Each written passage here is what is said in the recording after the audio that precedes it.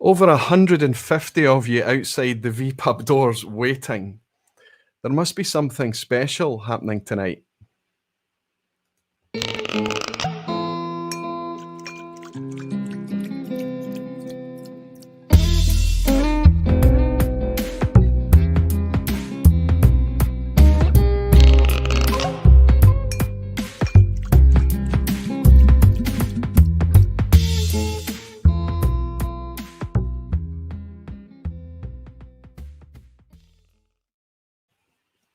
Hello, whiskey folk. Welcome to another Thursday. Welcome to another VPub. Not a typical, not an ordinary VPub. I've been excited and looking forward to this VPub tonight. And that's the reason that you guys are all here as well, because we've got a very special guest joining us in just a couple of minutes. Tonight will not be the night where you have to sit and endure monologues, whiskey related or otherwise from me. Tonight is going to be a bit more interactive, I hope, and I'm looking forward to bringing in, I can't believe he's actually joining us this evening, Charles McLean, in a few minutes. So just let me spend a couple of minutes welcoming you fantastic, wonderful whiskey folk, you dedicated barflies, and say hello to you wherever you may be. Shout to me, I'll look for the orange, tell me what you're sipping and where you're tuning in from, and thank you for joining. Kilted Moose Scott, my friend Scott from just the other side of Glasgow is here tonight is Thomas McCrory. Good to see you, Thomas. Simon Ray Ebhead from Norway. Simon from down south as well. Good to see you both. Whiskey Novice Jim from Northern Ireland. Jim, you've got some drams tonight. You were lucky and you'll be sipping along some of the drams that Charlie and I will be enjoying a wee bit later as well. Good to see you, Jim. Good to have you in. For those of you that haven't spotted it, Jim released a video this week and there's a really cool, fun, tongue-in-cheek collaboration between myself and Jim. You might want to go along and have a look at that for a bit of a laugh. It's the latest release on his channel, which is The Whiskey Novice. Spiritworks Tom is in. Good to see you, Tom, down in Lichfield. Ard Baggy from down south as well. James Burgoyne, good to see you, my friend. Chris Moore is in. Robert Fiore, Reb Mordecai, Paul Gibbs, George Kaplan. It's going to be impossible for me to even touch the amount of people that are in tonight. It's wonderful to see all of you in. I think I even saw George Kaplan. I did. And I worked out, I was asking you the name of the rabbit the other night, George. And I remember, I think it's Ardy. I was kicking myself afterwards. Hoyt is in as well. Good to see you, Hoyt. From the US, Luna Aaron from Germany, Whiskey Stream Phi, Scott Mills, Scotch on the Bayou, Leanne from Louisiana, Pete Head, Billy Saunders, Lee J. Brown, Molesey, Cresamere is here. Tim, Donner Pass Whiskey, making his preparations to come over to see us in Scotland as well. Tim, I'm looking forward to that. Andy C. in East Kilbride, Global Citizen, Mark Goins, Driverfish, that looks like a new name, my friend. He's saying, good evening, I have the signatory vintage Edredeur 10 in my glass, and it's rather good. I'll raise a wee glass and welcome you in, Driverfish. It looks like a new name to me. I am sipping the same 20-year-old Dilluan that I had on a previous stream. I opened the second bottle of it, a gift to me, and it's just so delicious that I decided to start this evening with that. If you're not wondering what all the new emojis are about tonight, there's Glencairn emojis, and there's another couple of fun emojis down there as well, and that's this new feature that YouTube has unlocked for me. It costs $1.99 a month, and you get access to loyalty badges and fun emojis and things. So if you participate in the live chat and comments and things, it might be something that you think's fun, that you're interested in, but just in case you wonder where all these barfly emojis and Glencairn emojis are coming from, that is what all that is about. Let me take a wee sip.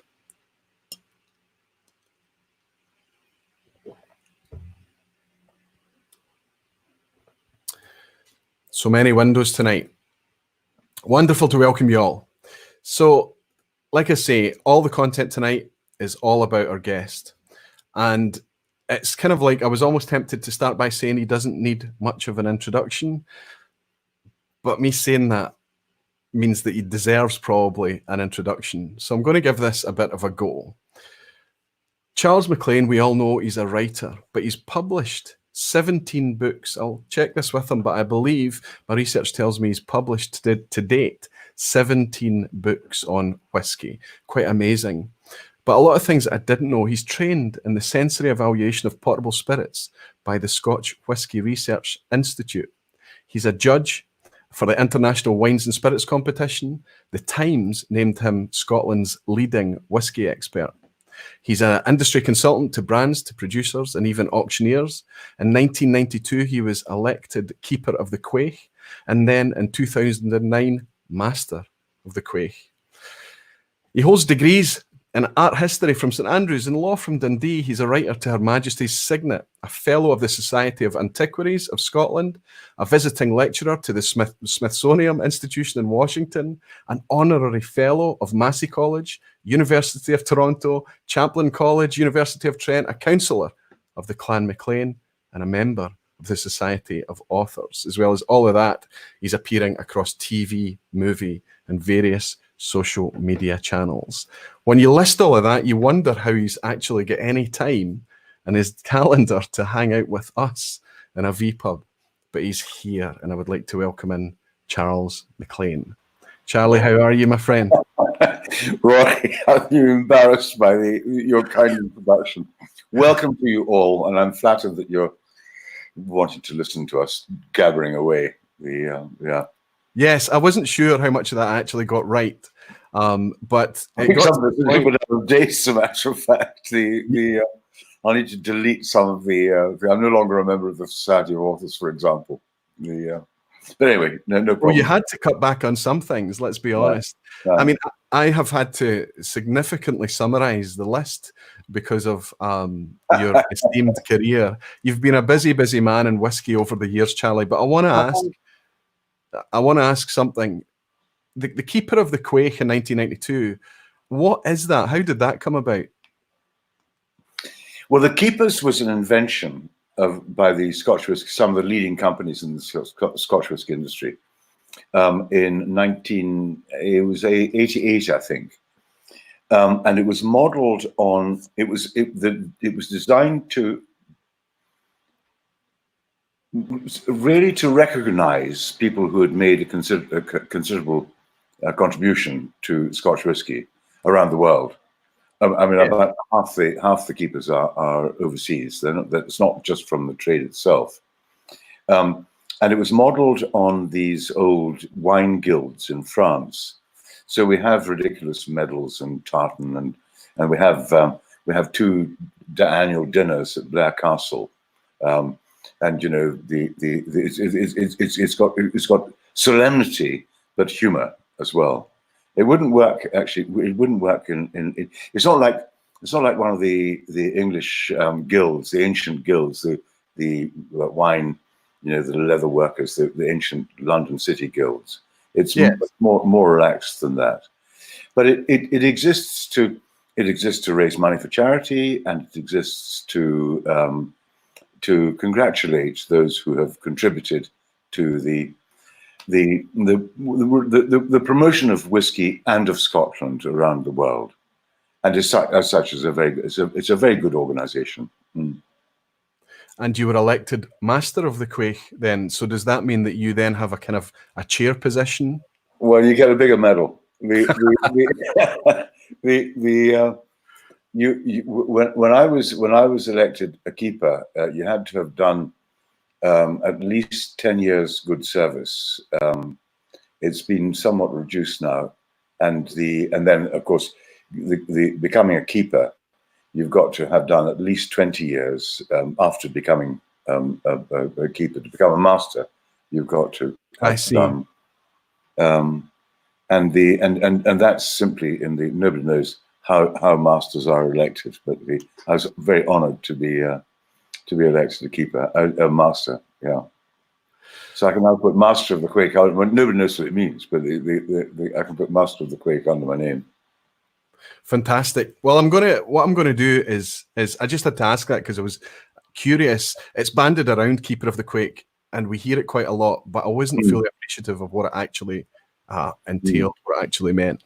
So what we're going to do, Charlie, if I understand fully, is that throughout this evening, the first part of the live stream tonight, you have 2 drams in front of you, 2 drams that I've sent along to you. They're completely blind. You don't know what they are, but they're not sent to you.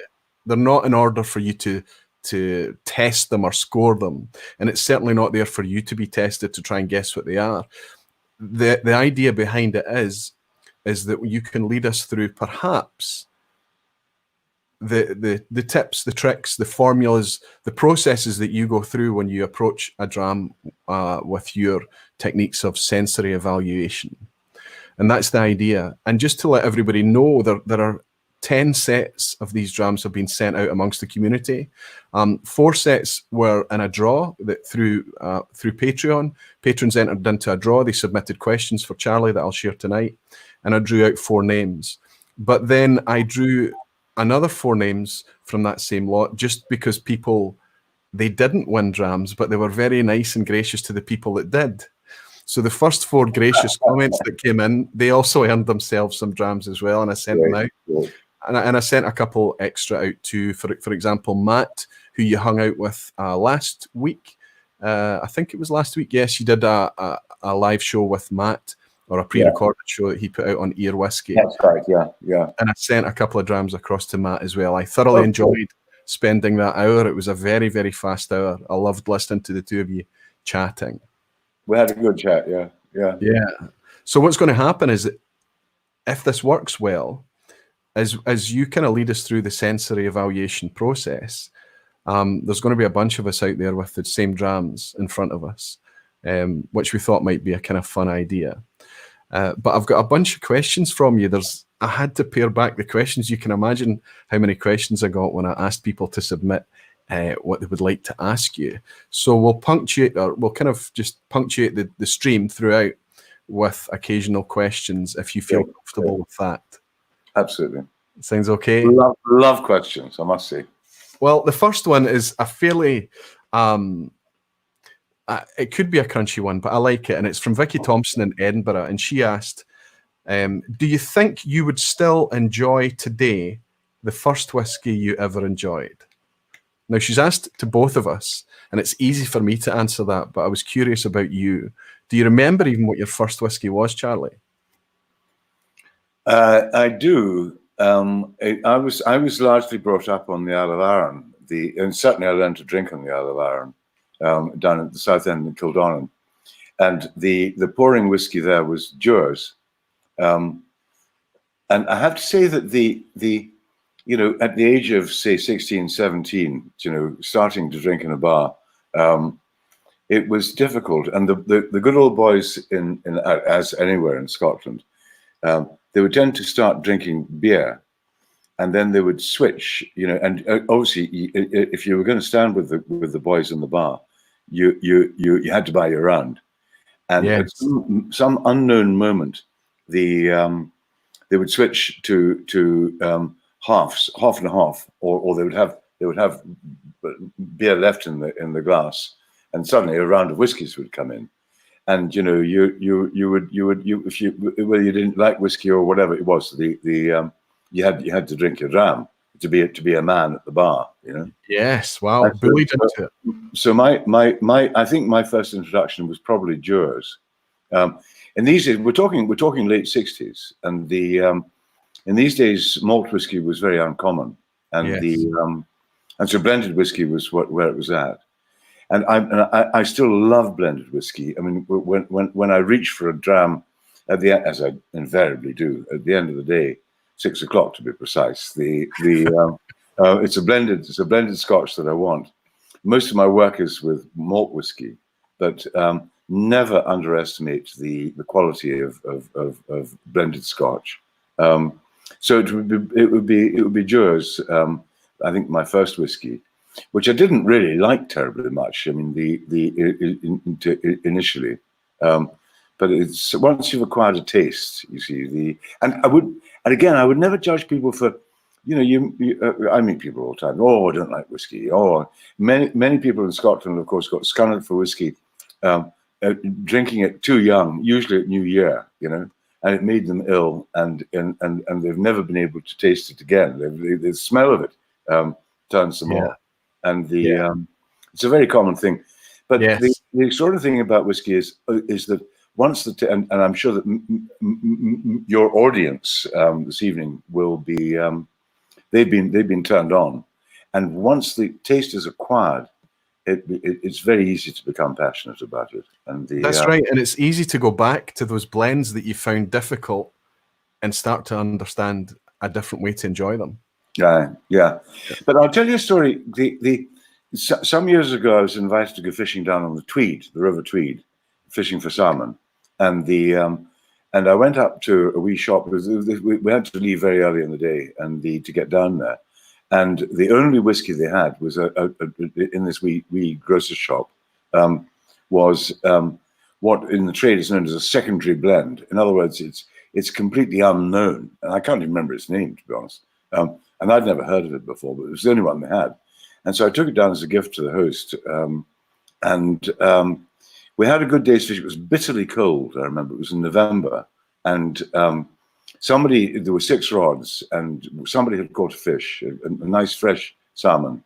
And then we went up to the hut, got the old, they got the stove going and got the tilly lamp going and so on. And this bottle, my host just produced the bottle and just divided it into big glasses between the six rods. And everybody pronounced it to be the finest whiskey they'd ever tasted in their lives. And they were all writing it on the back of their check, putting on the specs and writing it on the back of their checkbooks. Must get some of this. It was awful whiskey, but in the circumstance, it was in the moment. Yes, it was ambrosia. You know what I mean? Absolutely. And that it raises an interesting point in the sense that the circumstance in which you enjoy whiskey. I mean, I have a thing, as I'm sure you know, that there's a difference between just enjoyment and appreciation. What we're going to do later on, when we're nosing these whiskies, is talking about appreciation yes. and analysis, if you like. But but really, you should enjoy whiskey as you like. Even if you want to put Coca-Cola, which I think is a sin, but even if you, except for American whiskey is designed for some American whiskey, J.D. Jack Daniels, for example, for adding Coke or ginger ale. I mean, there are many additives that go very, very well with whiskey. Absolutely. But for appreciation, it's a different thing altogether. And anyway, I remember one of my pivotal moments in my whiskey journey. One of the trajectories, one of the things that adjusted my trajectory, I would say, was for me understanding that, and it was your teaching. It was you'd written it in a book, and you'd also presented this concept on video that you were trying to stop all the nonsense about there are 2 things that a Scotsman likes naked, and all of these terrible things that we have to try and kill off, these nonsense things, these concepts. And you talked about the difference between drinking and appreciation, enjoyment versus analysis and that kind of thing. Now, analysis, there is enjoyment there. They're not mutually exclusive things. No. But when I understood that from you, so many other things fell into place. The place for a low-cost blend, the place for light single grain whiskies, the place for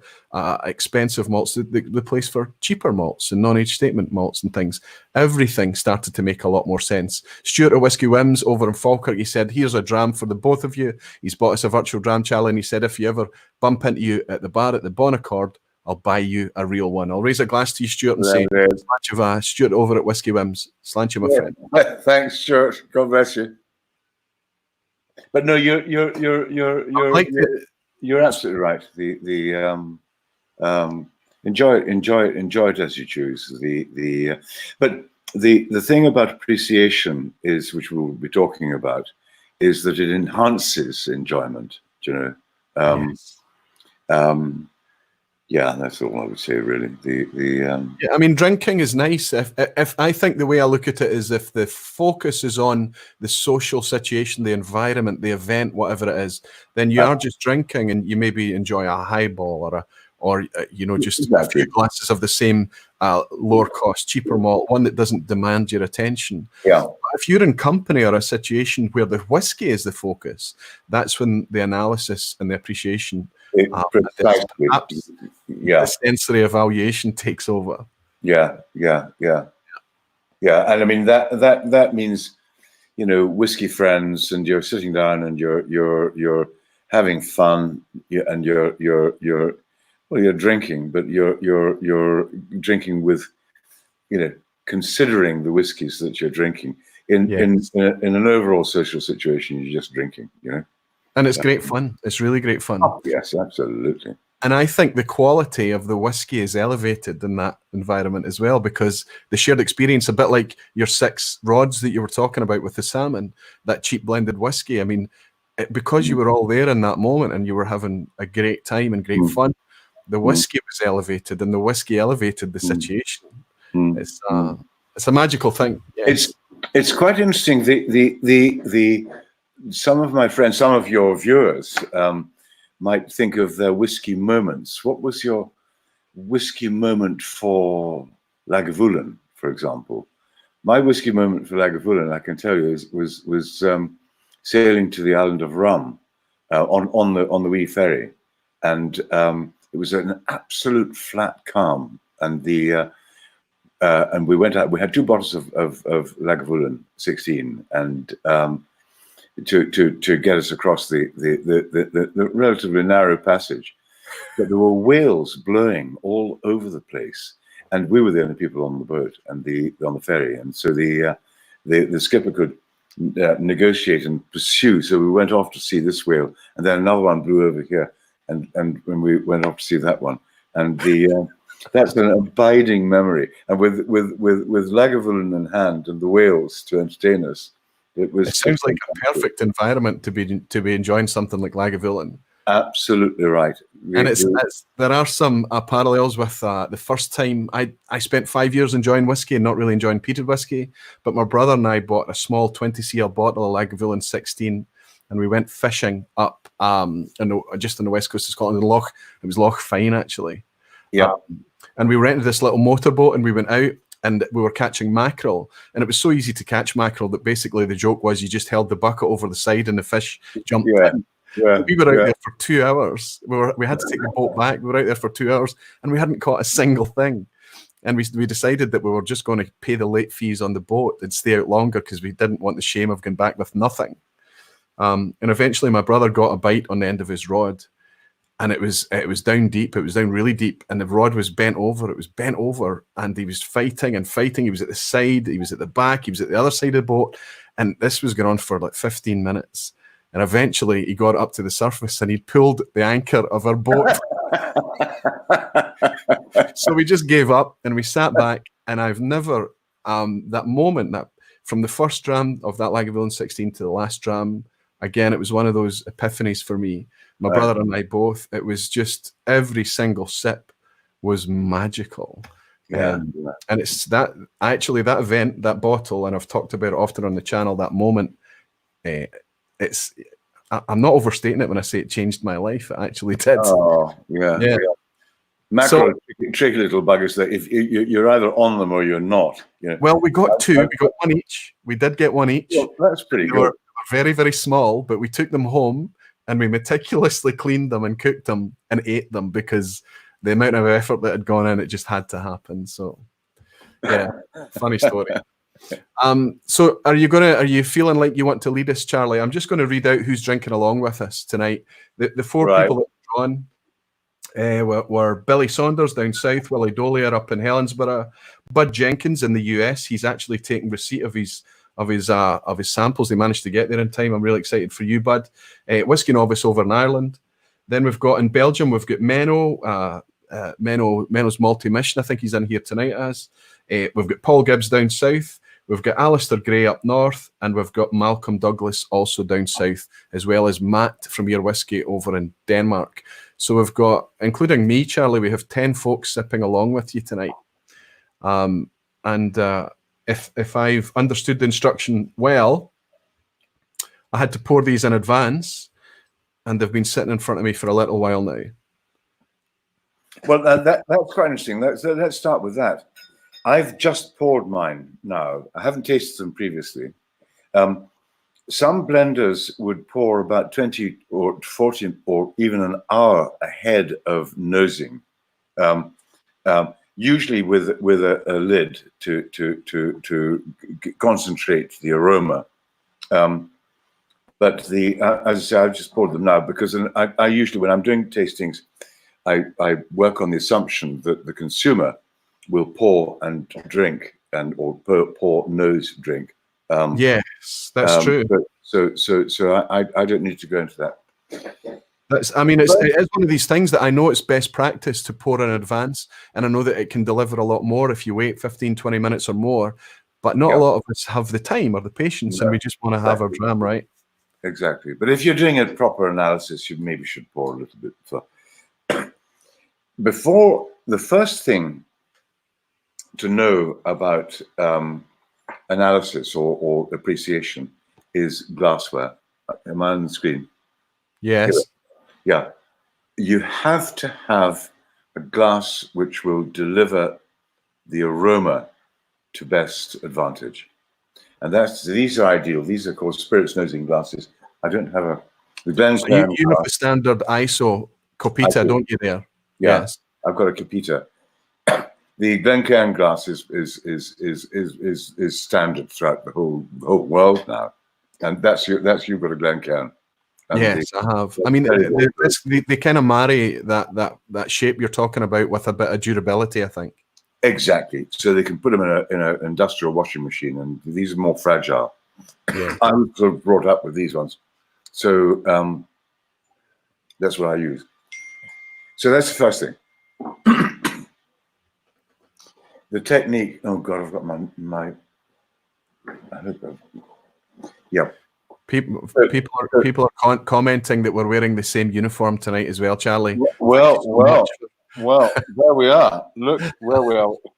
There we are. Especially for you.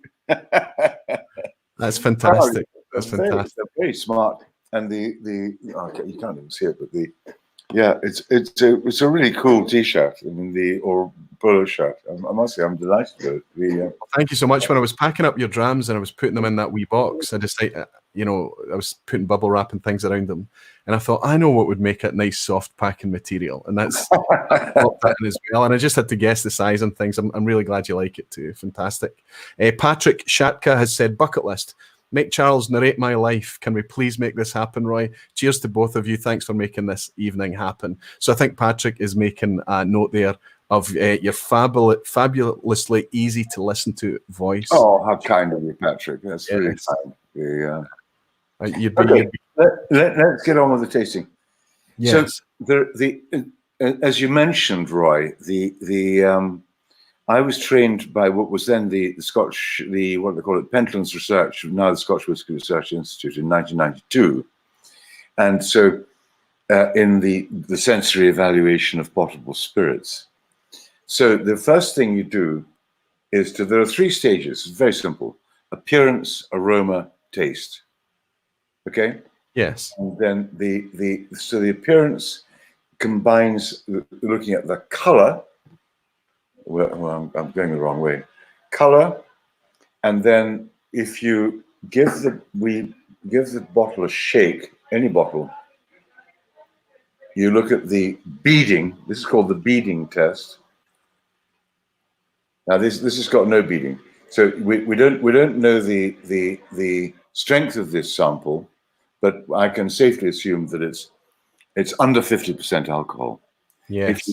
If the wee bubbles remain and hold on the surface, then it means that it's over 50% alcohol, and it's quite a useful test to do if you're tasting blind. I use it all the time, and but the bead also tells you a bit more, because you don't get a higher bead at higher strength, but you don't get any bead under about 50% alcohol. So it tells you it's over 50%. If it lingers, it would tend to suggest that it's got a long age, because the oils that come out of the wood will tend to hold the bubbles longer.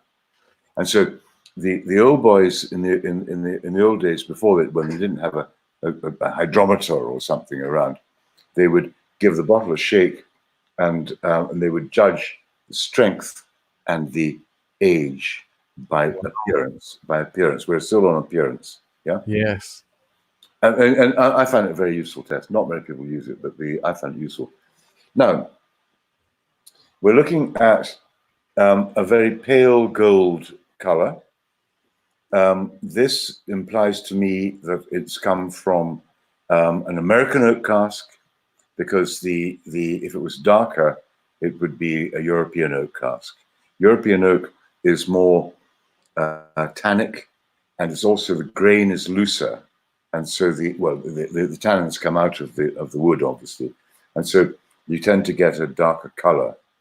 Now, obviously, the more times a cask is filled, the less the color will be, and so this is clearly, for me, a refill American oak cask, just judged by color, okay, because it's quite pale gold. I may be wrong, but we can maybe explore that when we nose it. But because of course, just to point out, there's been a couple of people. Greg's Whiskey Guide asked in the chat. Yes, indeed, we are doing it fully blind. Charlie has no idea what whiskies are in front of him. But just because we wanted this to be a pure analysis, nobody's on test. It's just to do it as cleanly as possible. But I also think it's going to be fun for the people at home, not knowing what it is that's in their glasses as well. Can I just put a shout out, because another virtual dram's come in from Keith over at Malted Man Cave. He said, "Cheers to two legends of Scott whiskey." Less of that, Keith. So happy that I got off early and I'm able to watch in my car on the way home. Drive safely, my friend. And I hope, how are you going to watch when you're driving? Hopefully he's just listening to us. And I hope you're not tasting the drams at the same time. Slantia, thank you so much. Thank you, Keith. Sorry to interrupt, Charlie. So the elements of appearance are color, beading, and the third is legs. Now, this is when you take I've now discovered that it's better to move back a bit. So shake it around, swirl it around, and look at the dribbles that come down the sides of the glass. Well, there ain't many dribbles here, and they're thin and fairly rapid.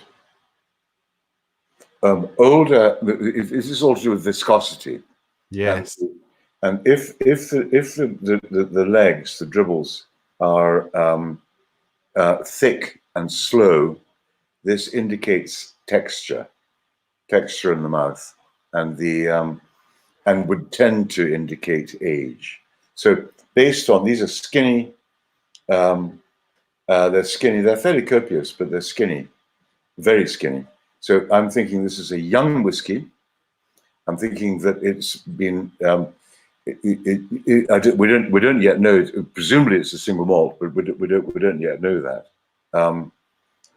It is a single malt. It's a single malt, and it's been drawn from a refill American oak cask.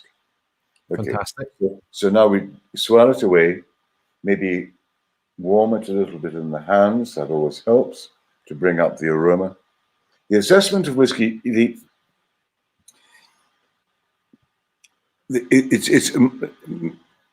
people don't know that flavor, by definition, flavor is based upon smell, taste, and texture. Okay. In terms of appreciating whiskey in particular, and wine, of course, but you're looking at all, when you're evaluating flavor, you're measuring all these three, and that's why it's so important to have a glass which will deliver the aroma to best advantage. Okay, so we look at the aroma. We sniff. I think texture is one of the easiest to overlook. It is. But and these, the indicators of the legs and the bead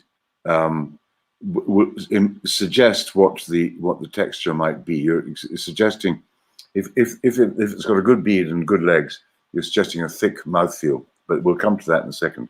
So first of all, having maybe warmed the liquid up a tiny bit, we then nose it straight. And the first thing we comment on or we think about is what's called the nose feel effect. What physical effect does the alcohol have on the nose? This I would describe as mild. I would guess it's about 40% alcohol. 43, possibly 42, something like that. Obviously, higher strength tends to give a bit of a nip, you know, a prickle on the nose. Nose feel can be nose cooling, it can be nose warming, it can be, but more often than not, it's prickle or no prickle, mild, mellow, this sort of thing. This is mild, yes, but and it's got very little prickle. I agree. It's coming over. Maybe it's based on the back of what else I've been sipping tonight as well. Of course, you've always got to play the context in, but it's very soft and creamy and inviting. And yes, sorry, I don't mean to interrupt. No, you're absolutely right. It's soft and gentle. Now I usually take a mouthful of water. Let me just drain this glass.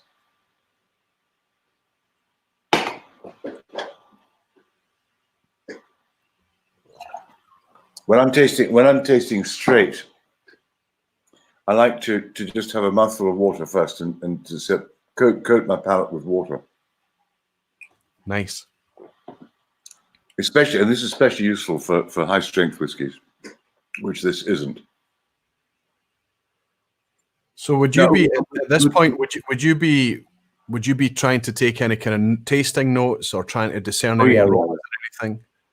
Well, if I was writing, I mean, a large part of my job was writing tasting notes, and interesting that, Roy, because any blender or whatever would tell you that really, if you're going to do a decent job of analyzing, it's got to be done before lunch. And one thing, and usually on a relatively empty stomach, you know, and not having eaten a big curry the night before or whatever. It's all play a part, and no soap in your hands, and no perfume.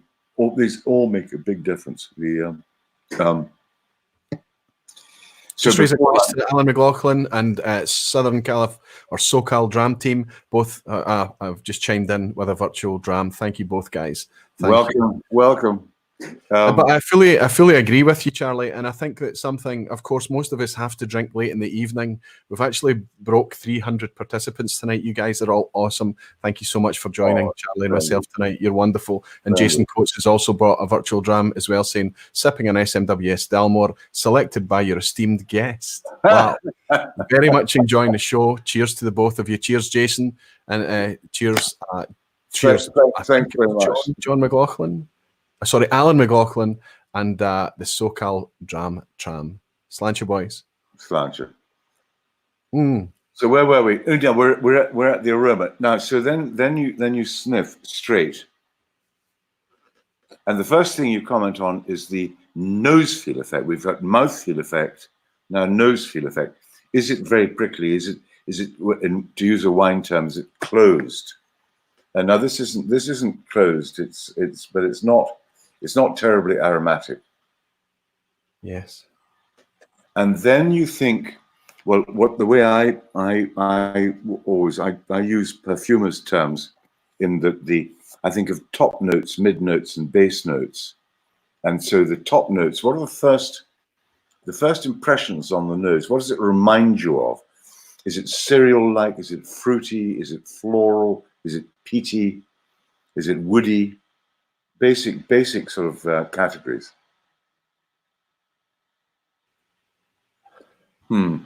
This is, for me, I think savory overall. But what do I mean by savory? That's amazing. It reminds me a little bit, would you believe, of sausages. I don't know, sausages come to mind. Well, I wasn't anywhere near the savoury end of the spectrum. I was kind of more in a kind of peach and apple and pear area. Yeah. It was a little malty, but as soon as you said savoury, I got this kind of almost like gravy type savoury thing Yeah. happening, like a There's a light lot of- gravy, maybe like a chickeny thing. Maybe I don't know. It sounds Yeah, bizarre. yeah, right. Very light, savoury. But there's an awful lot of auto-suggestion in this business, and whatever you say, whatever your viewers, their descriptors, they are as valid as It's one of the ours. things I try to do is tease notes out of people, because when they first step in and try to do it, it's a little bit like they feel silly almost at the start, and they're just I know. and they're just kind of grabbing things, but you need to encourage them to continue grabbing those things. Absolutely, And keep there doing are no wrong words, Yeah.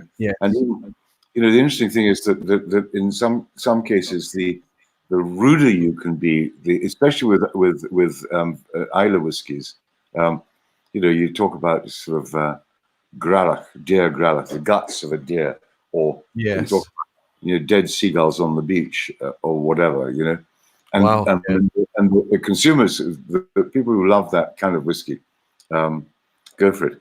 And you see, you're right. And this is now moving towards becoming sweeter. And I agree with you. And I think it's more pear. So my first note was savory. And now I'm thinking that it's like, the savory note is like roast pork.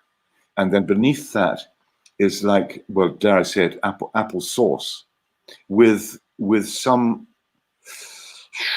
herb, sage.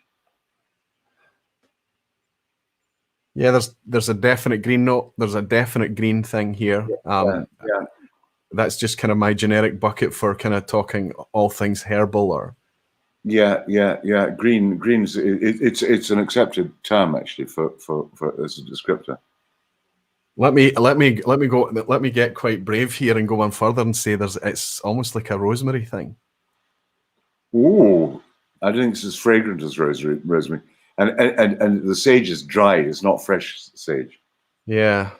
You can have such fun with these things because it doesn't matter. Well, I would never have picked any of that out. I don't think I would have been at the savory end. I don't think I would have got any kind of herbal green note there. But it's there. Right. I hope that the guys the guys that are enjoying these drams along with us, I wonder if they're getting the same thing. So you can probably say it's a little shit. What we're saying, it doesn't really matter. It doesn't. That's for true. appreciation. It's just the concentration of the mind that to appreciate.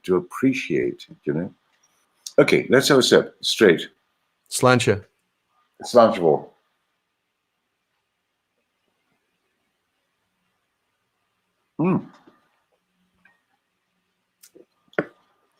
Now, the first thing we're looking for here is the texture, the mouthfeel effect. This is creamy, it's smooth, Yes. And then you base your analysis on what they call the balance of primary tastes. There are 5 primary tastes: sweet, sour, salty, bitter, and umami, which is effectively savory. So when you take a sip, think very carefully about where sweetness tends to be picked up towards the front of the tongue, acidity, which is sour, at the sides, salty at the sides, and then third, sweet, sour, salty, and bitter tends to come at the back. Although not a primary taste, smoky comes at the back of the as you swallow, and also it dries out. Tannins dry out across the palate, and particularly again as you swallow. So what I'm going to do now is I'm going to hold it in my mouth for longer than Richard Patterson, the legendary master blender for White and Mackay. He believes you should hold the liquid in your mouth for a second per year of its maturation. Yes. So if you've got a 40-minute, a 40-year-old whiskey, you hold it for at least 40 seconds in the mouth. But really what he's saying is that give it due consideration. So hold them up, and then as you hold it, and then as you swallow, concentrate on what parts of the tongue are being stimulated. Okay.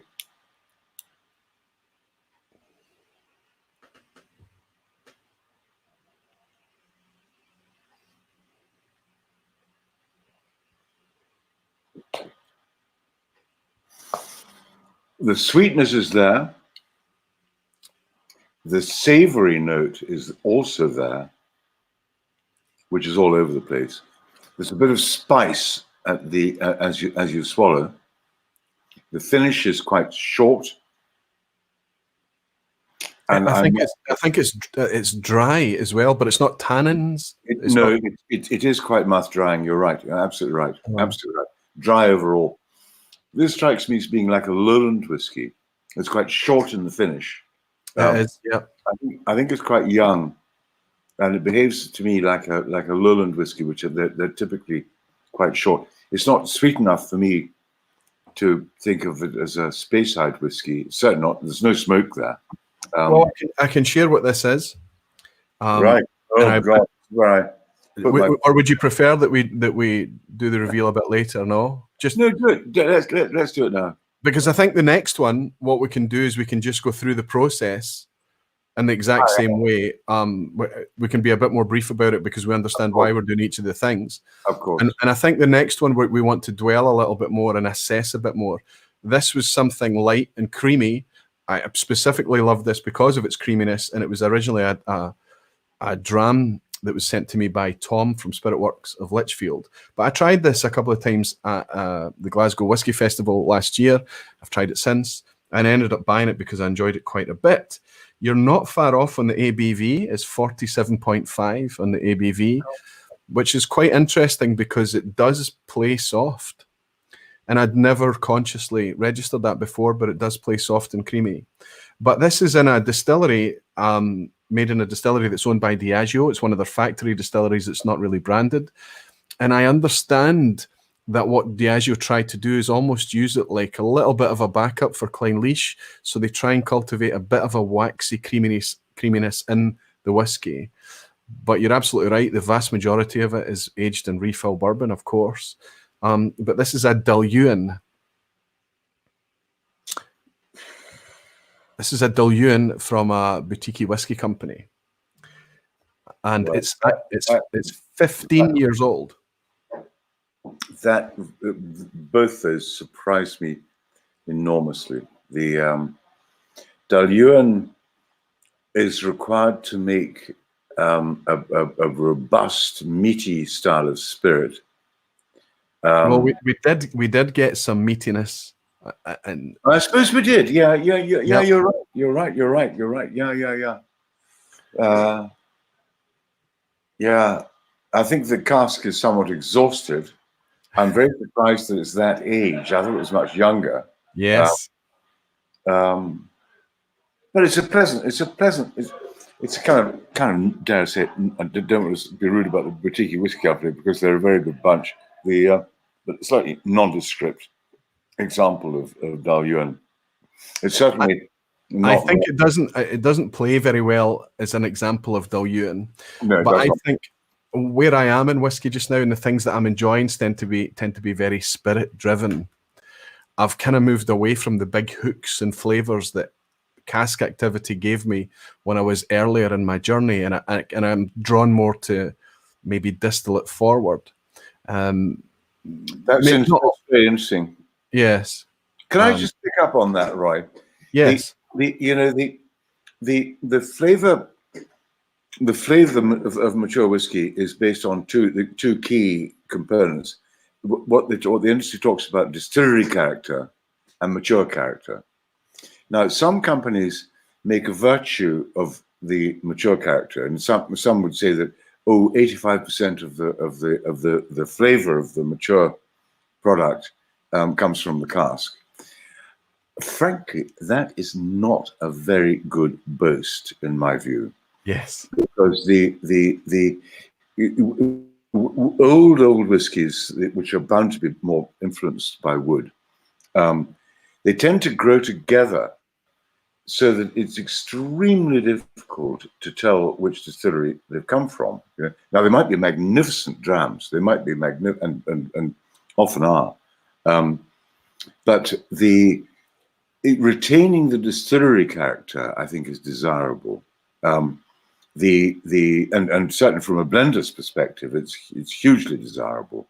So you don't want too much influence from the wood. Now this is quite interesting because it's retained a degree of that. Well, you reminded me that there was a degree of meatiness, although I think very light. Yes, I was suggested pork, but the very light meatiness in this, and it's got the mouthfeel. It's got the texture of a big whiskey like Mortlach or Dahluen or Benrinnes, to name three from the Diageo portfolio. But it's sort of it should really have been. I mean, ideally, it should have been matured in a slightly more active European oak cask, ex-sherry cask. I knew you were going to suggest European oak, and I think that our best examples of Dahluen is probably that style. Yeah, much in the same way that a nice example of a Benrinnes, as you say, or indeed absolutely Mortlach. Yeah.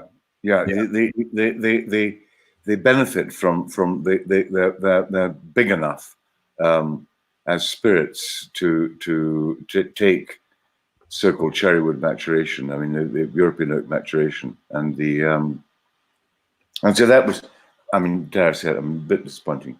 But okay, let's move on then to dram number 2, and try and bring something slightly different. Right. Now, I picked these as well because I felt that they were good examples. In fact, I'll wait until we've been through this. I'll wait until we've been through this. Doing the same thing. This has got slightly darker color. Yes. Now it could be refill European.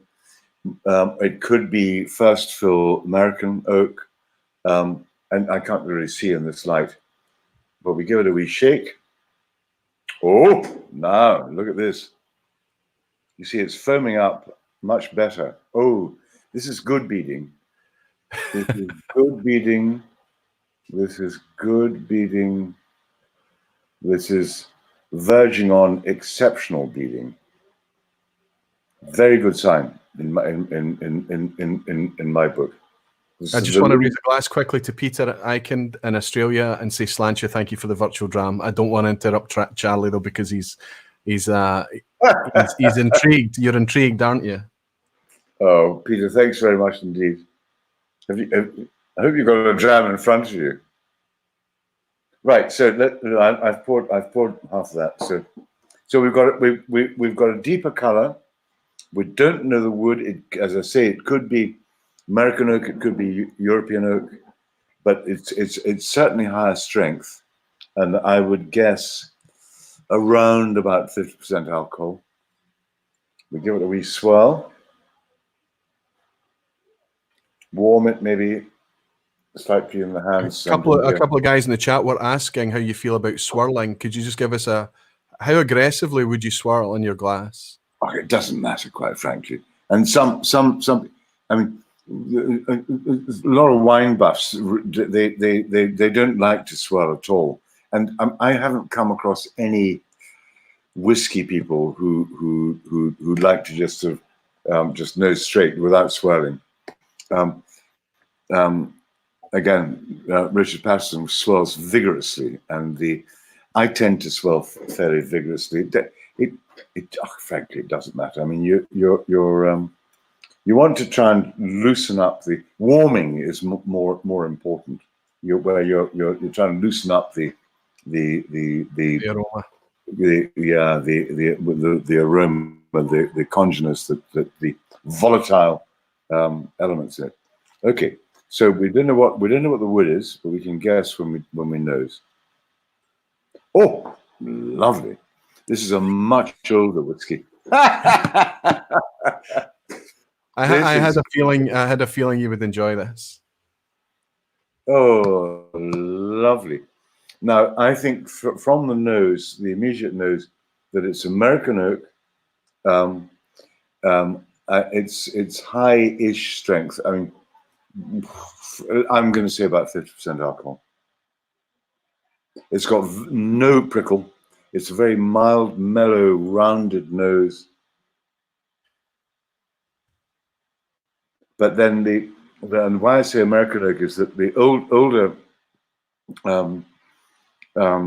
sample whiskies matured in American oak, they get this lovely just sort of tropical fruit. It's fruity.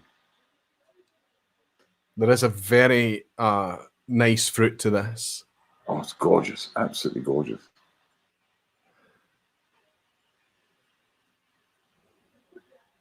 Oh, that's lovely. So it's fruity top notes with the base middle notes.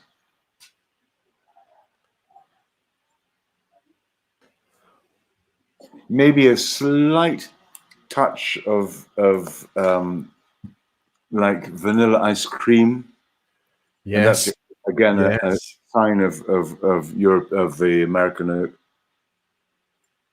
Whiskey Doddy George has sent over a virtual dram, as well as Brian Kilco. Guys, thank you so much. Thank you.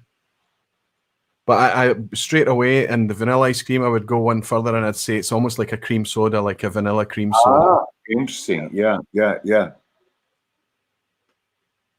Oh, gorgeous. Yeah, cream soda is that classic on the nose. Yeah. And there's another note as well that my friend who introduced me to this whiskey as well as one of your books, The Whiskey Rev, he found this tasting note in this whiskey. And normally, if it's a good example of its style, it's there. Do you ever remember when you were young, Charlie, those big kind of boiled candy dummies and things that you could, they were usually bright red. I'm not even sure what flavor they were, but it was a very specific kind of confectionery. And it's here. So boiled sweets, boiled sweeties. Yeah. You remember the dummies? They were huge things.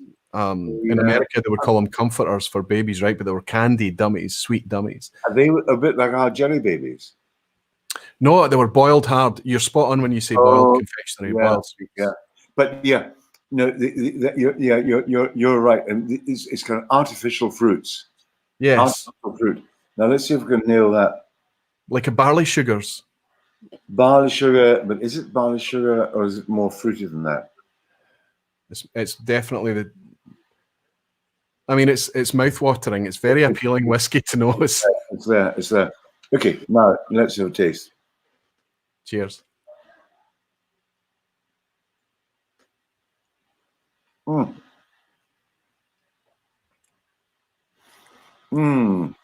Lovely texture. Now this is interesting. It's slightly what we'd call teeth coating. You know, it's slightly waxy. It's a bit like Clynelish, or indeed. Stop. Have I got it right? Oh, brilliant! Clynelish. What's the year? But the cask is it's interesting, okay, because it's refill sherry butt. But I think there's a very high chance, based on how we're enjoying this, that this is American oak. Yeah, and indeed, that's a very interesting point, because a lot of the people talk about sort of sherry or bourbon casks. The first incumbent is not the important thing; it's the wood. Is it European oak or is it American oak? I was joined by the brand ambassador for Ian McLeod last year, Gordon Dundas. We had a fantastic live stream, and if anybody took a takeaway from that live stream, it's to focus less on sherry versus bourbon and more on American oak versus European oak and how active they are. Good old Gordon. Yeah, that's great. Absolutely right. And I think what we've got here is a wonderful example of a 21-year-old Clynelish. You were bang on the ABV as well. I'm sure you would have placed the age if I'd given you long enough. You'd have put it 20 years plus. I'm sure of that. But we've got something that it just simply states there, refill sherry, but we're left wondering a little on the cask.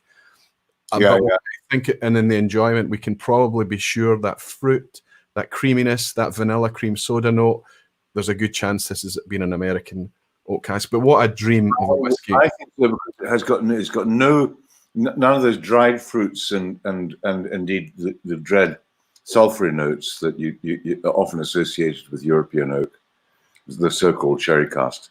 I think the perfect casks are American oak ex-sherry, seasoned with sherry. They produce fantastic. But that's so interesting. I'll tell you a story, which some of your viewers may have heard. But the Diageo owns 28 distilleries. Each of those distilleries, including Clynelish, and each of those distilleries have to submit samples of the new mixed spirit every week down to a lab in Elgin, where they're looked at blind. The glasses come in, they've got a barcode on them. They read the barcode into the computer, and they nose, and then they key in one. They're numbered actually, but they've got 14 descriptors, very simple descriptors. And they have to choose one, right? And they have to choose one. Meaty, sulfury, peaty, 3 peaties, Lagavulin. Well, your viewers can guess. Lagavulin, Talisker, and Kalila. Yes. Big meaty, I think that Mortlach, Dalyuen, and maybe Ben Rennes come into that. Funny enough, Glenkinchie is sulfury. I mean, it's odd, but there's only one that comes in as waxy, and that is Clynelish. Now, some years ago, and if in any week the distillery character is not as it should be, the manager gets a telephone call. What the hell's going on? You weren't on spirit character this week. And two key jobs of a distillery manager is yield, the amount of alcohol you can get from a ton of malt. Yes. And distillery character, retaining the distillery character. So the poor manager up at Clynelish got this call. You weren't on spirit character this week. And then the next week, and the next week, and the third week, and then the boss at the lab in Elgin went up to Brora to find out what the hell was going on, and they were racking their brains. How can you lose this? What happened?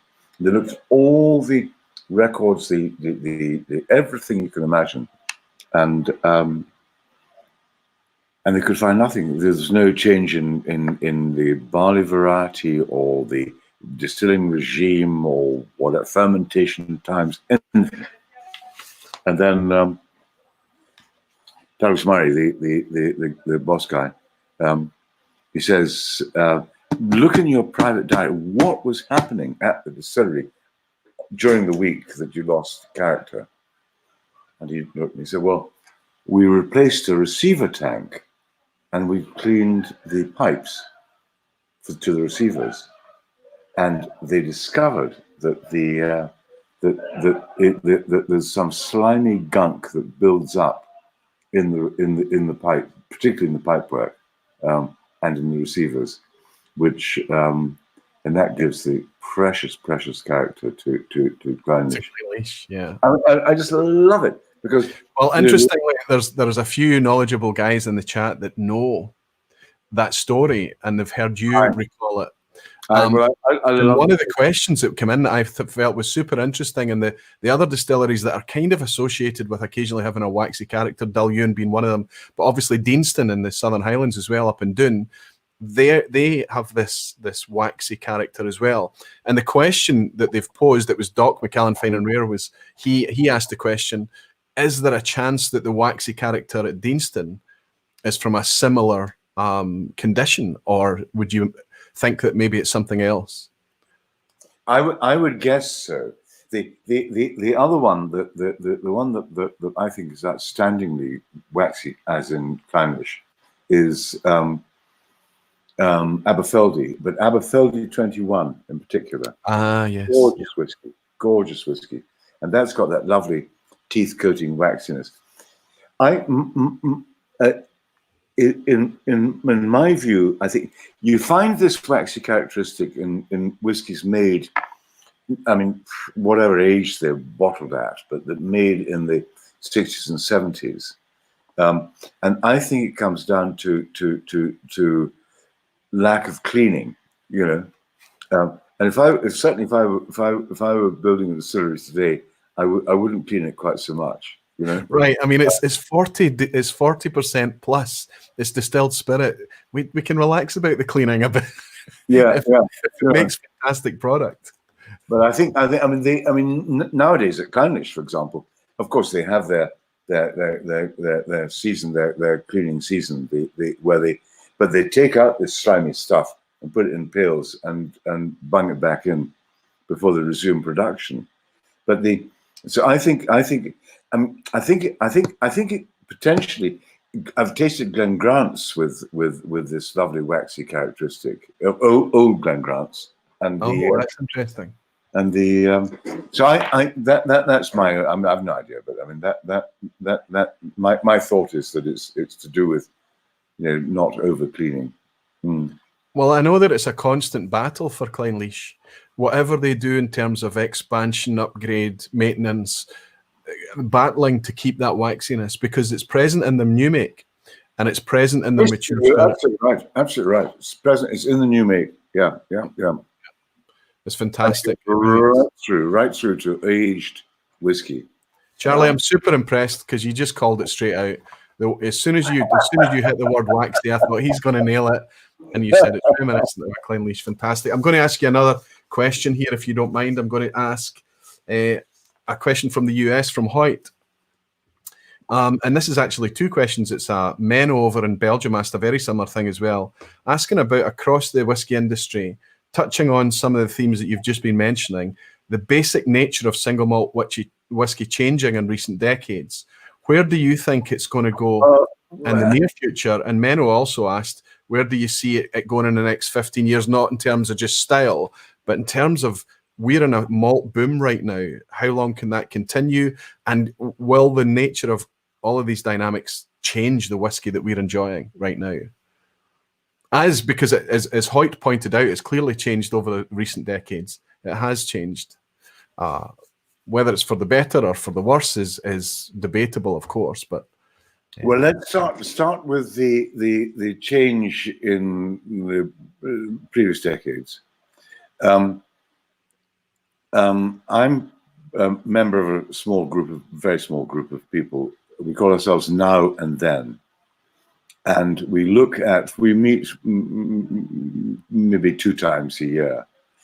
And we have a theme, which might be sherry style whiskies, might be Islay whiskies, might be blends.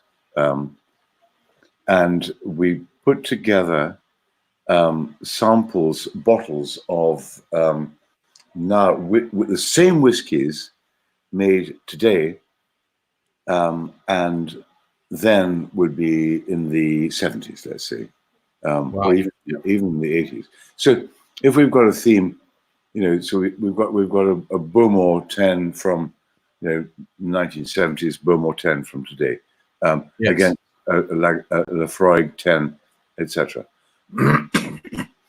And we look at them blind, and we have to guess which is now and which is then.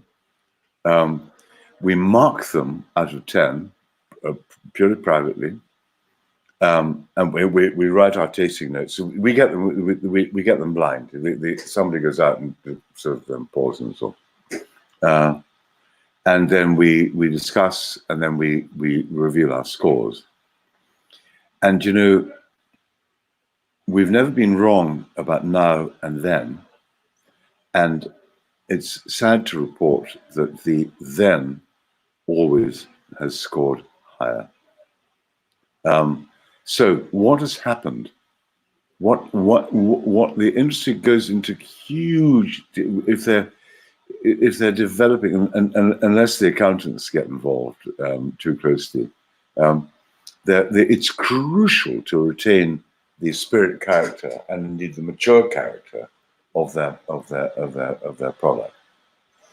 But those whiskies made in the 60s, 70s, particularly 60s, 70s, always score higher. Yes. Now, but so let's put that aside. Where is it going? One of the, I think, most encouraging things about the burgeoning of new distilleries is that I'm talking about malt whisky distilleries in Scotland, is that they will, the individual distillers will have to, in days gone by, as I touched on earlier on, the customers were the blenders.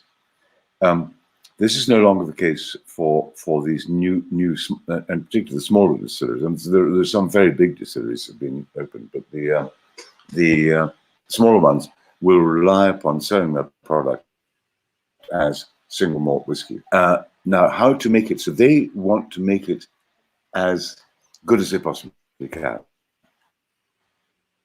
And it's not to be dumped in a blend. This is to stand up on its own merits. So they're looking at barley varieties. They're looking at yeasts. They're looking at maturation. They're looking at long maturation. They're looking at very slow distilling. Looking at all aspects of production and indeed wood.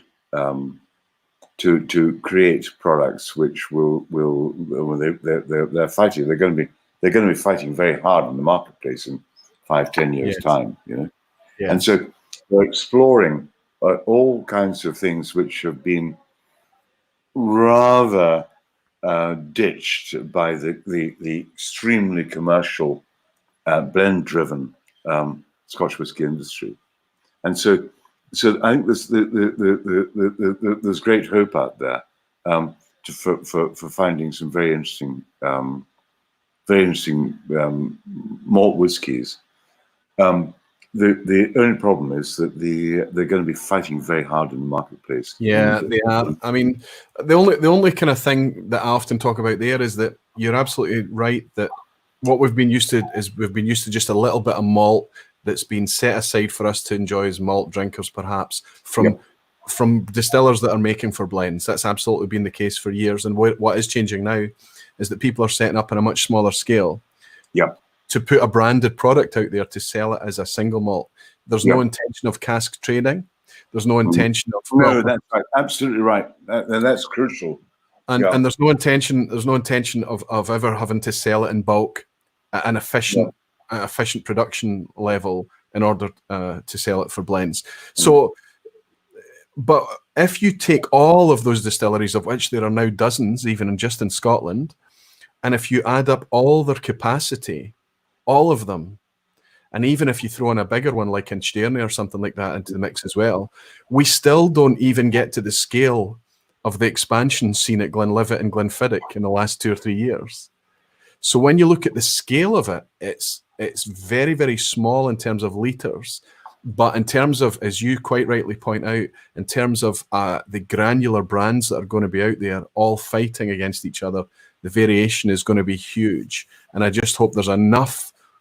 Well, absolutely.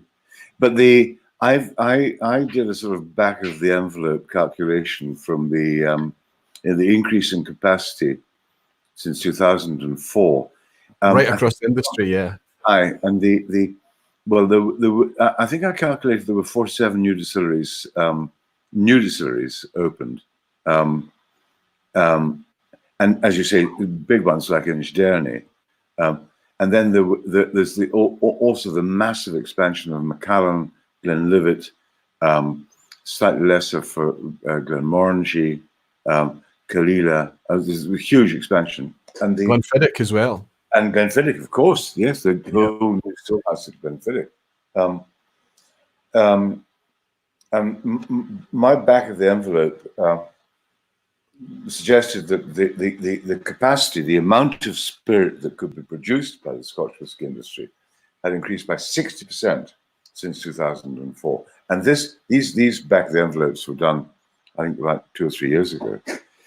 Now, the question is, so this is both encouraging and slightly nervous making. I mean, it's encouraging in the sense that the bean counters who recommend, so this is in anticipation of demand for Scotch global in 5, 10, 20 years time, you know.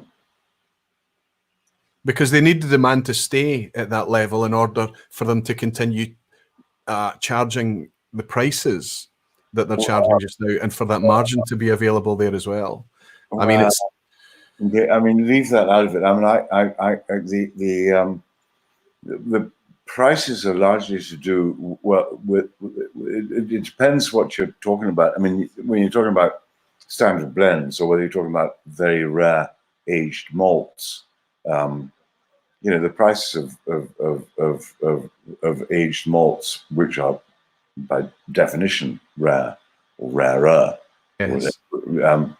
you know, the price is what the market will can afford, you know. And so then you get into the whole business of global economics. And I mean, whiskey takes off in countries because when the people have disposable income. So I mean, you know, China's doing very well at the moment, and it's coming up and up. Taiwan, of course, was a mind-blowing. But it's all to do with, and then Taiwan has slowed down because the economy in Taiwan, I'm told, is not as good as it was 10 years ago. Some South American countries, I mean, I think Brazil particularly, and Mexico to some extent, fashion, but it's really, and Africa, you see, the certain African countries, it's really when people have the wherewithal to buy. Scotch is there, and I'm talking about mainly blended Scotch, is their go-to, you know, fashion. But the prerequisite in all these markets, and same with any product, for goodness sake, the prerequisite is that the consumers have got, you know, money in their pocket, to, you know, disposable income to indulge in this. And then you've got, you know, fashion, promotion, and availability. You know, the product has to be available. You know, and it's a complex business, but I think fashion plays a huge part in it. But I'm wondering, I want to skip on to something else, but I'm wondering what you also think about the idea that right now, because of the fashion has been there for 5 or 10 years or more now, that lots of people are seeing these prices increase, and they're buying one to drink, one to share, one to put away, that kind of thing. And yeah, you know what movie that's out of, right? And so what's happening is they're filling their cabinets at home, they're filling their little storage areas. And I've always, I've talked about this concept I have in my mind about there being a glass lock now, where the whiskey is now locked up in bottles in people's homes. And that's got to come back onto the market at some point. It will flow back. Yeah. That was the way in the old days. For collectors would buy 3, as you say, one to drink with friends, one to put in the collection, and one to trade with other collectors. One to swap. And it was all one swap, exactly. It's all changed now because, you see, there's a third creature. There was consumers, there was collectors, and now, since I would guess about 2008, you've got investors. Yes. Scotch is whiskey generally, but particularly Scotch and Japanese whiskey, and indeed not all, but some, you know, the leading brands, Kurosawa or Macallan, fetch. I mean, unbelievable prices at auction. Yes. And the Knight Frank Wealth Report last March, when it was published, and I bet you it'll be repeated this year, ranked whiskey, but particularly Scotch whiskey, as the best possible alternate investment performing on auction higher than wine, gold, motor cars, fine art, stamps, the other coins, the other, sort of. The correction will come, and in what shape and when we don't know, but there's an inevitability, right? Exactly. Well, I don't know. Is it inevitable? I mean, the great thing about whiskey rather than wine, for example, is that it doesn't deteriorate in the bottle. You've got to have a very good cellar to retain your Romani Conti. Romani Conti can, of course, last for a long time, but wine needs to be looked after very carefully. With whiskey, you only need a nice kitchen cupboard. More or less, yeah. But the investment thing has rather corrupted the market or the price, because these chaps, they're not interested in whiskey. They're interested in investment and what the return is likely to be after a period of time. Yes, absolutely. Absolutely, I agree. I always kind of summarize by saying, look, we always work as a community to find where the good whiskey is at good value, the ones that we can afford and drink, and almost with impunity. We don't need to worry about. That's what we do as a community. But if the market does tank and go another direction, again, we as a community, as drinkers, we tend to benefit, right? So, listen, I'm gonna move on to. I appreciate that I've been missing a couple of the. I've been just trying to type into the chat to say thank you for some of the drams that's coming through. Matt Bishop has just bought a dram as well, saying Sláinte Roy and Charles, I'll raise a wee glass of this Dillion, Matt, and say thank you so much. Interestingly, Charlie, if you go back to the Dillion and taste it now, it's quite a change. Drink it in contrast with it. That was number two. Or was number one? Number one was the Dillion. Yeah, it's actually to my palate, it's lifted it a little bit. Yes, I want to talk about another couple of things. Can I talk about quickly your superhero sons, Charlie? I have to do that. Seriously, it's an amazing story. It's an amazing story. I'm going to summarize just very, very briefly that you and Jamie and Lachlan, your three sons, grown sons, all university or older now, are obviously very active, very athletic young men, and they, for charity, recently got in a rowing boat, which I think is 23 feet nose to tail. Would that be right? 23 feet or something? A very, very small boat, and they rowed across the Atlantic in an attempt to beat the long-standing world record, which was at 42 days or something. Would that be right? 42 days. Jamie, Ewan, and Lachlan managed to row that same stretch of water in 35 days, 9 hours and 9 minutes. 6 days, chopping 6 days off the previous record. Now, I was aware of that story. What I wasn't aware of is that they were your sons. Yeah. And it was when I was watching the footage and reading the articles, I was blown away that I never made the connection before. Can I show a little video, because that happened over Christmas time, and I want to show a video. I've had to split it into 2 30-second clips. Forgive the break in the middle. Oh, do please, yeah. I want to show this 1 minute video of. I would just say, Roy, that they didn't consider it to be a race. They weren't trying to break records. The fact they broke 3 world records actually, but they weren't up for that. That wasn't the driving force. It was raising money for these charities, the 2 charities that they were operating. But anyway, carry on. Well, I want to bring up the 2 charities as well. I even want to drop a link in as well and ask, these super chats and these virtual drams that you're buying tonight are all fantastic. But every single one that you buy me tonight, I'm going to donate every penny. Even the cut that YouTube takes, I'm going to top up. Whatever you've donated to me tonight, I'm going to send to these charities. So if you feel like buying us a virtual dram, I'm going to put the link in after this video, and maybe instead of doing that, you can hop on over and make a donation to help the boys reach their target. I'm going to show you this video, and maybe it gives you some sense of the elation after this really what must have been an arduous trip across the Atlantic. I've got Jamie here actually, so I'll get him. Well, I'm showing this video. Grab a hold of Jamie then. Splendid. Back in a second.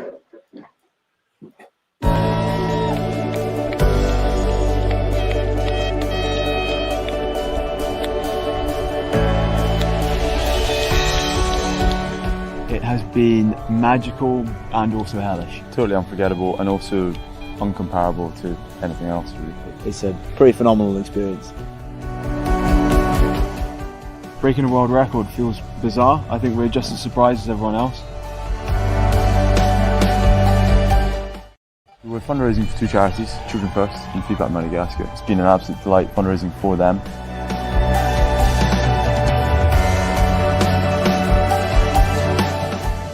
One of the main takings is how appreciative we are of our support network, close family, of extended family, friends, sponsors, everyone who's helped us make this dream become a reality.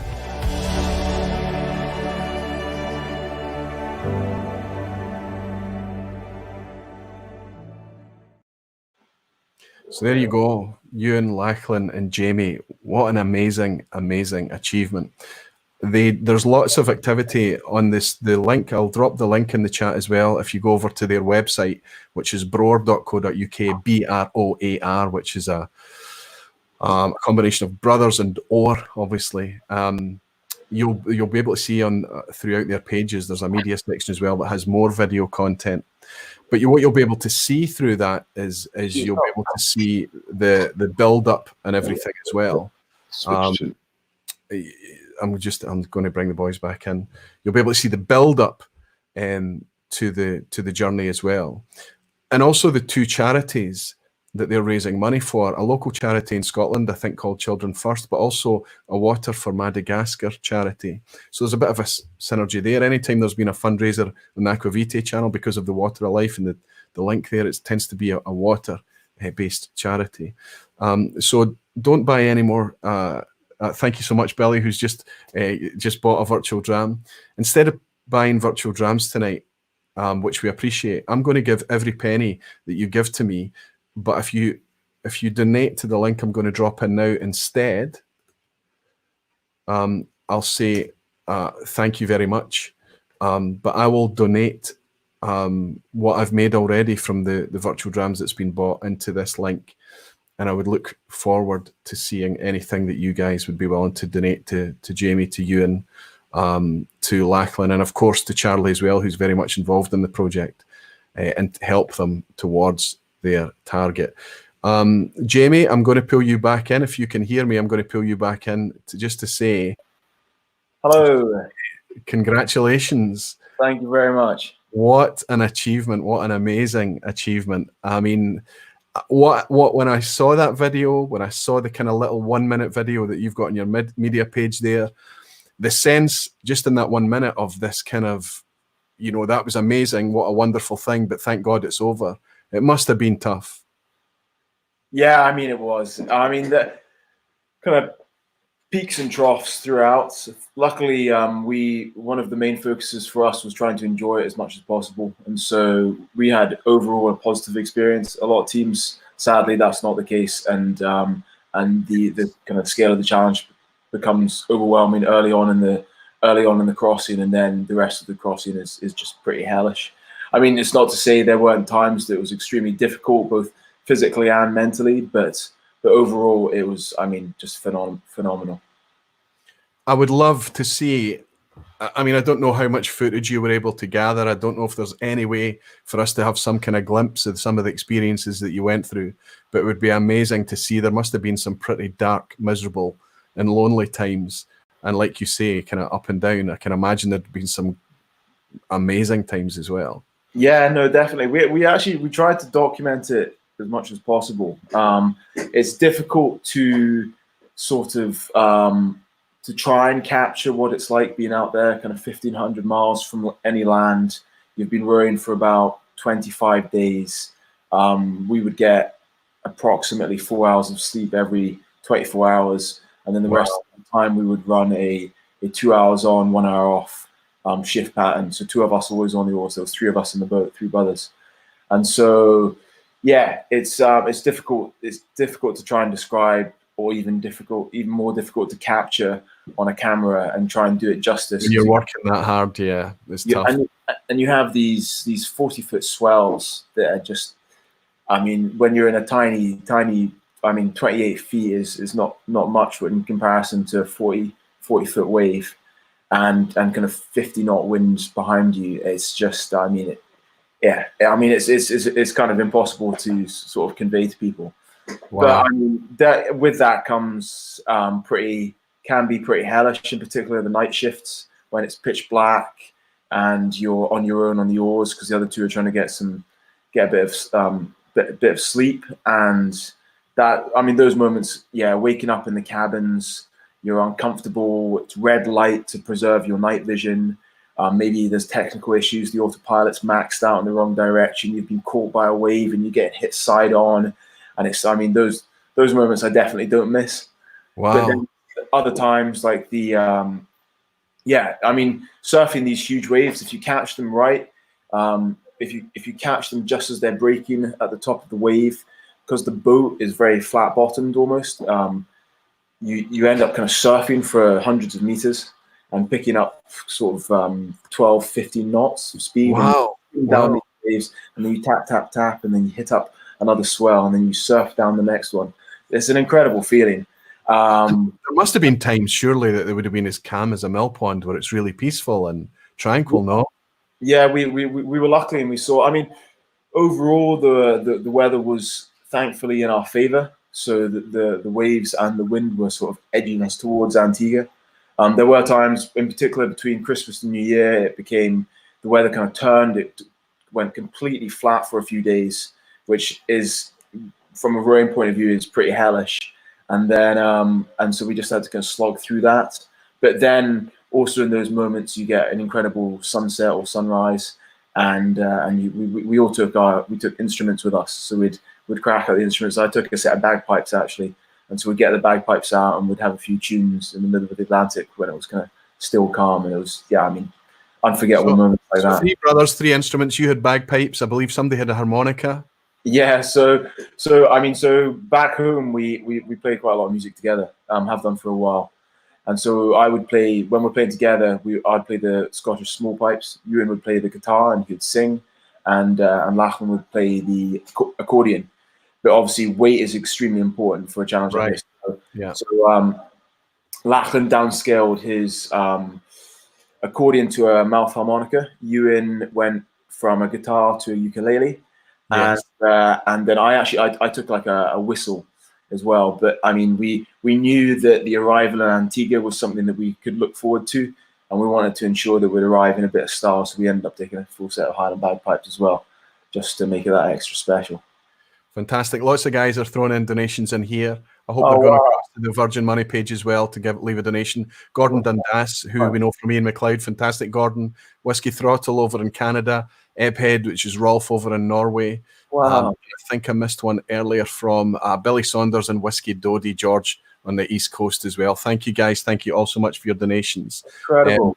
The link, can I just point out that the boys or Charlie, nobody asked for me to share this.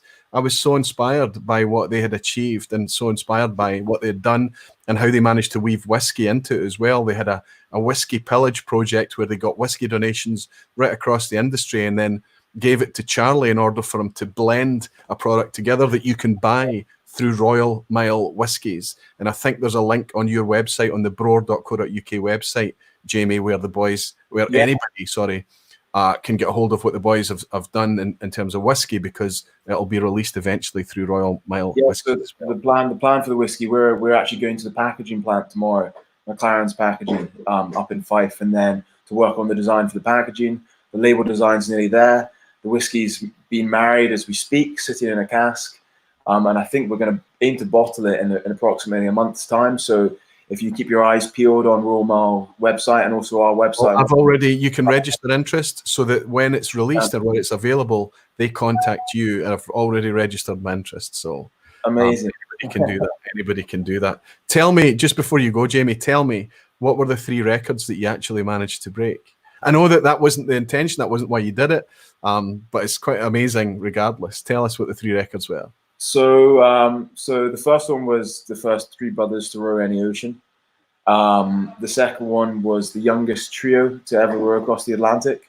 And the third, which was probably the greatest surprise, but it was just a result of a lot of hard work, a lot of preparation, and the support that we had over sort of a year and a half friends, family, sponsors, other athletes that resulted in us actually competing and keeping up with those that were leading the pack, and that resulted us breaking the world record for the trio crossing of the Atlantic, the speed record for the trio crossing. So we're the fastest trio to ever row across the Atlantic as well. Wow. And you knocked a whole 6.5 odd days off the previous record, if I'm right, yeah? We did, yeah.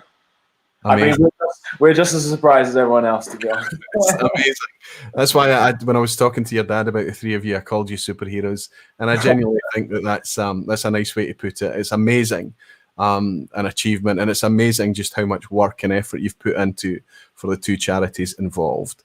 The whiskey community tends to be a very generous community. I hope you go on to meet and smash your targets. And I hope that in some way, the little community that we have in this little corner of whiskey can help you a little bit as well, Jamie. Congratulations, my friend. I'm going to raise this wonderful glass of Clynelish, which your dad has been enjoying very much as well, and say congratulations and well done. Thank you very much. Thank you. I'll pull up how did I work it so that I could see Charlie as well? Is your dad back? Dad's just here, ready and waiting. Good, good. Let's see how I can. There we go. Are there two seats there? Can you sit next to each other? Dad, you want I can keep it. What are you drinking, Jamie? What have you got in the glass? I think that's actually Dad's favorite blend, Adelphi. Oh, very nice. Very nice. Perfect. And I believe that you and your brothers also enjoy a dram too. Yeah, well, I mean, it kind of, I don't think we really had a choice growing up.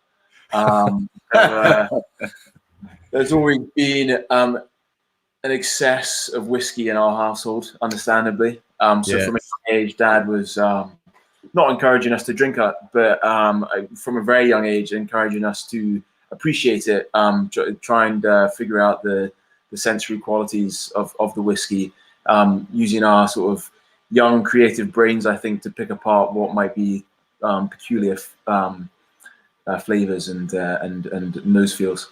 I think it's always a challenge as a parent because we've, it's this wonderful thing, this wonderful privilege and pleasure that we all enjoy around whiskey. But we have to remember at the end of the day that it is poison, and we have to, as you say, the environment that you've grown up in is one to respect it, which is fantastic, superb.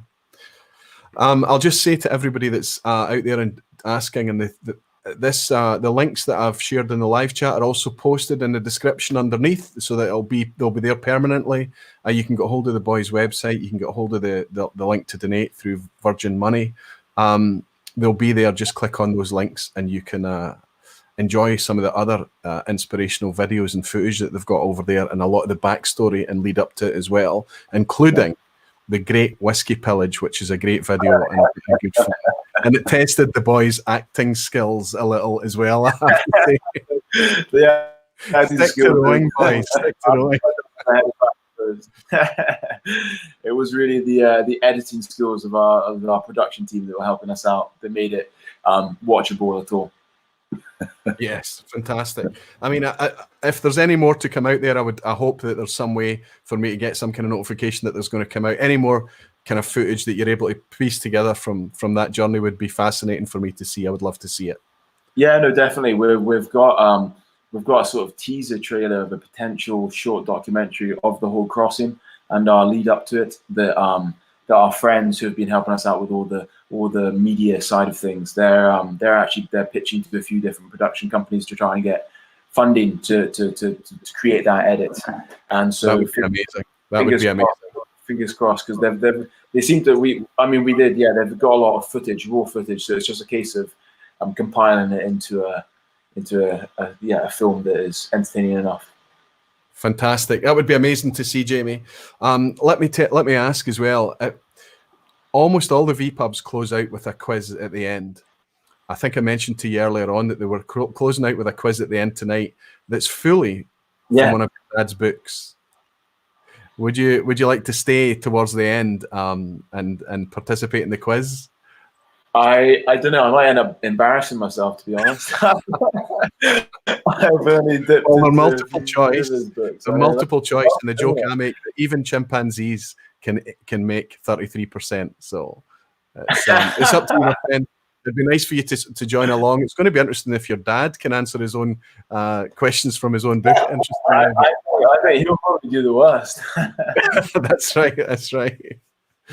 Okay, fantastic. There's one more subject that I want to cover with your dad, and I want to at least give him one or two more questions from our crowd. But thank you so much for all your amazing efforts. Oh, well, you're too kind, and thank you very much. And thank you to everyone who's been donating through the Virgin Money, and likewise, it's I mean, the support we've had both before the race, whilst we've been at sea, and returning home has just been overwhelming, to be honest, and we can't thank people enough. It's a pleasure and it's inspirational, and I hope you give my regards to Ewan and Lachlan as well, Jamie. Cheers, my friend. I will do. Cheers. Well done, Tim. Well done. Here am I, back again. Well, I have to say, what a Charlie, good as we absolutely predicted, we're running a wee bit late, but not to worry because we don't rush these things. If you're okay, if I'm not holding you back from other things, I've got a couple of questions. I haven't had any food today. But it doesn't matter. Oh, okay, yeah, we have to make sure you can eat. My goodness, it's quite late. Well, I mean, what's the only other thing that I want? Sorry, okay, carry on. The only other thing that I wanted to do was I wanted to mention this book first. This was gifted to me a few years back, 2012, 2013, something like that, from a friend, the Whiskey Rev Graham, and he gave me this book, and I finished it in a day. And I can't tell you how many times I've read it again since then. I dip in and out of this regularly. And I think that the knowledge that's in this tiny little volume is amazingly condensed. It's a fantastic little book, to the point that I regularly buy it and I gift it to people. And I know that it's been updated from time to time. And there's an updated version actually called Whiskey Tales as well, that's got some other little anecdotes and stories in there. But this Maclean's Miscellany of Whiskey, I've bought two of these. They're running out. They were tricky to get for a little while, but I managed to get a couple of these, and I'm going to give two of these away. One of them I'm going to give away just now, and the other one I'm going to give away to somebody that I randomly draw from the comments, like I always do with these things. So if you leave a comment or a question for Charlie in the comments under the video, not in the live chat, obviously, actually under the video, so people who are watching it on the replay can also enter for this book as well. I'll draw that on the next VPub. But we can give away one just now. Charlie, I'd mentioned to you to have a wee think about a question, if you could come up with a question or something like that. Something that could be, something that would go to a whiskey lover. What do you think? Well, I just before we came on air, I was beginning to write a foreword for a book, a whiskey-related book, by a Belgian scholar, Mm-hmm. and so my question is based upon something that came up in me. He has 111 segments, little articles in this book, and they're all stories. And he's a very wise-willed bird, this chap, the author. So why is 111 a significant number? Now, to make it a little bit clearer, if you think of 111 degrees proof, which would usually be expressed as 11 degrees over proof. So you're asking why is that significant in Scotch whisky? Exactly. So the first person, I'm going to watch the chat now. The first person to answer, I'm watching the chat. It's a tricky question, and it's been answered by Tristan History. It's been answered already. James Hope guessed maximum strength for Scotch whisky. No, but Tristan has said proof. It has to go into barrels. Yes, which I think is the answer you're looking for. No, it doesn't have It's filling strength. It's the equivalent to 63.5%. Exactly. Wonderful. That was well done. Well done. That's very good. It's a tricky Tristan question. was just the guy who got you fastest. We've got a very knowledgeable crowd, Charlie. Lots of them are saying cask filling strength, filling strength, filling strength, proof for the barrel. Well, Lots of people know. Yeah. Barrel entry, ABV. Lots of people got it right. I just want to check. Am I right that Tristan is the guy who got it first? It looks like it. I'll always take a wee screen grab of this because it comes through in a different order. So I'll take a wee screen grab so that if anybody wants to see that on my screen, it's Tristan that's got it first. Then everything is above board. Well done. You've won yourself a copy of Charlie's book. If I was any closer to Charlie, I'd get him to sign it. I may see you. Are you in Limburg, Charlie? No, I'm not going to be in Limburg this year. I've got to be elsewhere. Okay, no problem. I may bump into you. I tend to bump into you at the Glasgow Festival for sure. Yeah, absolutely. But if I'm carrying any books with me, then I'll get them signed. I can always sign a wee card and send it through as well. Wonderful, fantastic, fantastic. One final thing, and the whole idea of me getting you on a live stream was to talk about the concept of when we're on YouTube and sharing our whiskey on YouTube week in, week out, we tend to talk about the same whiskies, the same things, the same misunderstandings or myths or misconceptions can get repeated. Any community needs to step outside its own community from time to time in order to enrich the learning and the experiences that exist inside it. And so I wanted to do a VPub theme based on further education. Where else would you go? But I don't think we've got time to cover that. I think we're going to have you back again at some point in the future to cover those topics. Let's summarize it. Let me ask you, 17 or 18 books under your belt, Charlie, thereabouts, yes? Yeah, I'm on my 18th. Yeah. Recommend one that's not yours. Recommend a book that's not penned by Charlie MacLean, one that you particularly love, that you would recommend to somebody else. Well, you asked me about this earlier on, Roy, and my Desert Island whiskey book is Whiskey by Aeneas MacDonald, published in 1930. It's a polemic. It's an attack on the industry. It's a wonderful, wonderful book. Slender, you can see. It's quite. How to do this? Small book, and this is the original edition.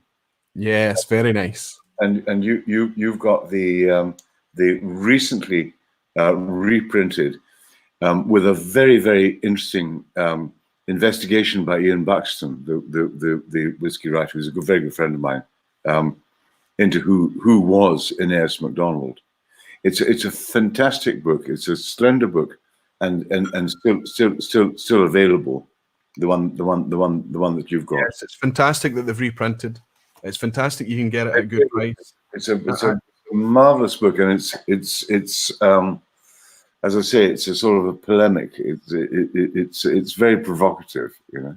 It's also written in a language that is of its time, but it's not so old. It's not so dated that it's difficult to understand. It's just very wonderfully illustrative and whimsical almost in some of the language that he uses. It's really, really it's a good book to recommend. And what it's fantastic for is giving an insight into the foundations of the whiskey that we enjoy today. The fact that it's all come from blends and cask trading, and everything was ranked based on how good a malt and how much it could contribute to a blend. That's clearly the time that this book was written. Oh, it's so interesting. It really does. It really it's a lovely reminder of how lucky we are now when we've got so many malt whiskies to choose from. Where in 1930 there were really none. I mean, I should have marked the passage, but There were. I mean, he says that at that time there were no malt whiskies generally available, which is true. I agree, and I think what I'm going to do for the sake of brevity tonight is these questions that I've not been able to ask you, Charlie. I'm going to copy and paste them and put them in the comments underneath the video. I'll send you a link. And if you get any time, if you don't get time, it's absolutely fine. But they're interesting questions, and they might start a bit of debate in the comments as well. Yeah, so for all the people that do it quick. I'm off to New Zealand on Wednesday, so fantastic. But I'll have my computer with me, so I can. And if I have any time when I'm not drinking, then Yes. I'm happy to respond. Yeah. Well, I mean, there are a few here, but there's one. The most obvious question that I haven't asked tonight, and I have to ask it. And I'm sorry to put you in the spot. I know that your preferred dram, the Charlie MacLean preferred dram, would probably be a blend. And that 6 o'clock dram for you, you'd be reaching for something to relax with, and it would be a blended whiskey. Yeah. But we've got Per Christensen has asked the obvious question: what is your favourite distillery and why? So we're really a bit like the book recommendation. We're asking you to nail your colours. We know that that's the hardest, most difficult, awkward question, but no, that's a simple way of putting it, because I think that my favourite distillery is Lochnagar. Wow! Simply because I've spent so many hours there. I've been involved for 22 years in a training course for Diageo, which is based at Lochnagar Distillery, and and I've been there when we've been snowed in. I've been there in the summertime, and I've been there. I've had some great times at Royal Lochnagar, and so I have a great affection for it because of the my happy recollections of having been there. So I think I would say Lochnagar. Yeah. Nice one. Unfortunately for everybody in the crowd, it's Diageo's smallest distillery. They're so precious about the liquid that very, very little of it is released. There is a nice 12-year-old at 40% that everybody can buy. It's not expensive. But yes, very interesting answer, Charlie. Fantastic. I would have expected nothing else. I think it's all to do with, whiskey is very much to do with the where you taste it and who you're with and the situation. I mentioned the story about fishing on the river Tweed, and so it's so much to do with the happy recollections, happy associations with the dram. When you're traveling in France and you visit chateau or vineyards or whatever it is, and of course the whiskey, it's the romance, it's the weather, it's the company. Exactly. Yeah. All that. Charlie, I'm going to run through the quiz, the 10 questions, as fast as I possibly can tonight. Okay. Do you still have that third dram, that dram number 3? I was wondering when you're going to ask me to pour it. Well, I think what we can do with this one is we can sip it together, but not dwell on it too much. This is in a completely different direction altogether. Quite interesting. I just wanted your input on it. I think that some people in the community would be interested in this one. But let's, as we sip this together, I'll chime in from time to time, ask you how you're getting on with it, and see what you think of it. It's a completely different animal from what even just putting your nose in is quite a different thing all straight away. But okay, I'm going to try and get through I appreciate I'm keeping everybody late tonight, but I kind of knew that was going to be the case. There's 10 questions, and as I've said, all of these questions have come from Charlie's Miscellany of Whiskey. Now, you don't have time to go off and read it now, but it's the questions are in there. Some are tough, some are a bit easier, but they're there to kind of give you an idea of the kind of content that's in that book as well. I've also sent you a little package, Charlie. Can you pick up that little white envelope that I sent you and asked you to keep it sealed? And I want to tell you what this is about. I've sent you one of these, which is a challenge coin. But it's not any old challenge coin. This is an evangelist coin. It's deeply connected with the channel. And these evangelist coins can't be purchased. They can't be bought. I do release coins that are serial numbered, and people can buy them and collect them. But these evangelist coins are only given to patrons, people that support the channel. And one every year is given to somebody that I would consider is worthy of the title of an evangelist in the realms of whiskey. The black evangelist coin last year was given to Ralphie. But you'll find inside that little package the water. This is to commemorate water, and you'll see there's a little passage and things in that leaflet I've sent along with it. I'd like to present it to you with a sincere thanks.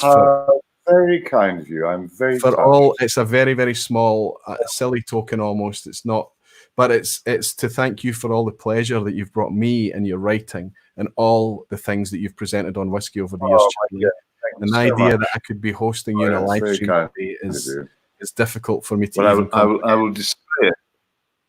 I will display it along with my other honours in the Louvre, probably. But I have a lot of my honours in the Louvre.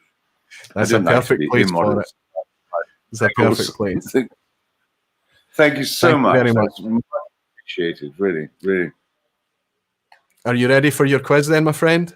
I am. Yep. Hit me. Let's race through this quickly. As always with the quiz at the end, there are three possible answers. It's multiple choice. There's no prizes here. It's just for fun. And for a bit of fun this week, I've brought all the questions from Charlie's book, The Miscellany of Whiskey. So let's start off with something nice and tricky at the beginning and ask, in order to be termed single malt Scotch whisky, which of these became part of the Scotch whisky regulations as recently as 2009, only 10 or 11 years ago? Was it A, that it had to be matured and bottled in Scotland? Was it B, that it had to be matured in oak casks of less than 700 litres? Or was it C, that no additives could be used except spirit caramel? Now, of course, you recognise all of these regulations for Scotch whisky, specifically Scotch malt whisky, but I'm asking you which one came into play as recently as 2009, which to my mind is a little bit crazy, but there you go. We have a very knowledgeable crowd, Charlie, and I don't think you see the live chat just now, but I can tell you that the whole chat is lit up. Everybody with one particular answer, as well as a virtual dram from David Patterson saying, Roy, great show. Many thanks to Charlie for his time and knowledge. I hope he joins you again in the future. Cheers. David, thank you so very, very much for your virtual dram, which will go straight to the boys and their Broer campaign to raise money for their two charities. Thank you, David Slancher. Charlie, what would you guess? What would you guess for this one? Well, I would say A, and that was the new one. It had to be bottled in Scotland. It was always matured, but had to be bottled in Scotland. But the oak casks were introduced, I think, in 1990, and I think at the same time, no additives except spirit caramel in 1990. So I would say. Right. The new one, it was bottled in Scotland. It was always matured, but it had to be now bottled in Scotland, single malt. You're absolutely right. And as well as the vast majority of our knowledgeable crowd, they all agree. They all say the same thing as well. Fantastic. Well done. Question 2. Before it was famous for whiskey, Johnny Walker's original Kilmarnock delicatessen was called what? Was it John Walker's Scottish Pantry? You enjoying this? John Walker's Italian Warehouse, or was it John Walker's French Deli? Now, I think this is a potential banana skin, this question. But yeah, I'm just, this is something I learned through reading this book. And what you learn from this is that John Walker and that brand, that name, was not built on whiskey. It was built originally, it became big on whiskey, but it was built originally doing something else down in Kilmarnock. But we want to know, was it a Scottish pantry, an Italian warehouse, or a French deli? This is a banana skin, Charlie. The crowd are all over the place. Andy is putting banana skin emojis in the chat. I should say that Johnny Walker was, he was about 17 when his father died. And the estate was worth, let's say, 600 quid. I'm not sure, but the trustees bought this or rented this property in Kilmarnock to make up the shop. So Yes. you know, this was in 1820, and the slogan for Johnny Walker was "Born 1820, still going strong." Johnny Walker was a laddie in 1820, and there's no way that he was making whiskey. It was really his son, Alexander Walker I, that really started to make whiskey in the 1850s.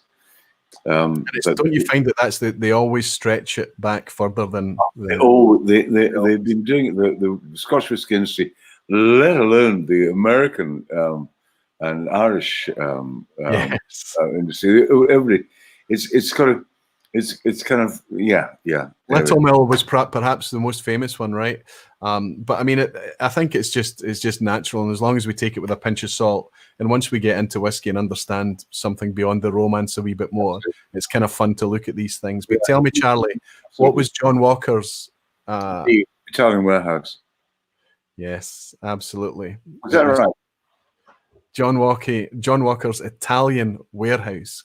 So it was basically an Italian delicatessen and Italian goods back in the day. The term of Italian warehouse is very odd because a lot of the Matthew Gloag, for example, with the Italian warehouse, it's not very clear exactly. I mean, an Italian warehouse in those days was like a deli, you know, and it sold licensed goods like wine, beer, whiskey, and also exotic goods like I don't know whether they sold salami, but they were generically termed Italian warehouses, and numerous. But back in those days, Italians were a very recent migration. They would have been. Yeah, and it's fascinating how it all kind of weaves in. And yeah, but I mean, there weren't necessarily Italians that were running these warehouses. Yes. It was wine merchants really, and but selling other goods and often licensed goods. Tea and coffee were licensed in those days, or rather, taxed at a certain stage. Controlled, yes. Exotic goods, you know. Anyway, next one. Yes. Question 3 is as you sip that whiskey and tell me what you think about it in a moment. The legendary barley strain Golden Promise was introduced in which year? Golden Promise, we've all heard of Golden Promise barley, but I want to know when it was introduced. Was it A, 1936, B, 1966, or C, 2006? Golden Promise, most famous for Macallan, I would say, is the most obvious one to talk about, but it was widely used across the industry. Glengoyne famously used it up until I think the early 2000s, maybe even towards the late 2000s, 2008, 2009, I'm not sure exactly, but yes, Golden Promise. You do touch on land races and barley strains a little bit in a few of your books, don't you? Yeah, I mean, the Golden Promise, the trouble with barley strains barley varieties is that they become subject to fairly rapidly, let's say 10, 15 years, to disease. Yeah. And the way that the industry works is they're looking for varieties which will yield more liters of alcohol per ton of barley. And so Golden Promise I think it was 1963, as a matter of fact, when it was introduced. But so I would certainly go for 1966 in your choices. If I said 66, maybe that was an error on my part. But anyway, but one of the interesting things is that I once did a tasting of New Make Spirit from Benroma Distillery with Ian Urquhart when Gordon and MacPhail bought the distillery, and they'd done a lot of experimental distillations with Chariot and Ducado and Prisma and the usual barley varieties at that time, and one of them was GP, as we call it, Golden Promise, and and it was so different. The texture of the New Make Spirit was so oily and so rich compared. I couldn't distinguish the other ones, by the way. But Golden Promise was so oily, and Wow. and so and what's most interesting is that a lot of the new distilleries are now asking for, or planting, if they've got their own ground, Golden Promise. Even though, I mean, the yield from Golden Promise is a fraction of the alcohol yield is a fraction of what it is now. But the one of the encouraging things about the new distilleries is that they're not that concerned about that. They want quality of you know, they're looking for flavor. The pendulum has swung back away from efficiency now to try to find more engagement, more quality, more of the things that we prize in the whiskey. You're absolutely right. I believed it to be 1966. I could have made a mistake. It could be 1963. Fortunately, the spread of the answers on offer were wide enough for you to work that out. But Thomas Elmer gave me a row for giving away too much as I was talking about Glengoyne, clearly meaning that it could not be C at all, but that's fine.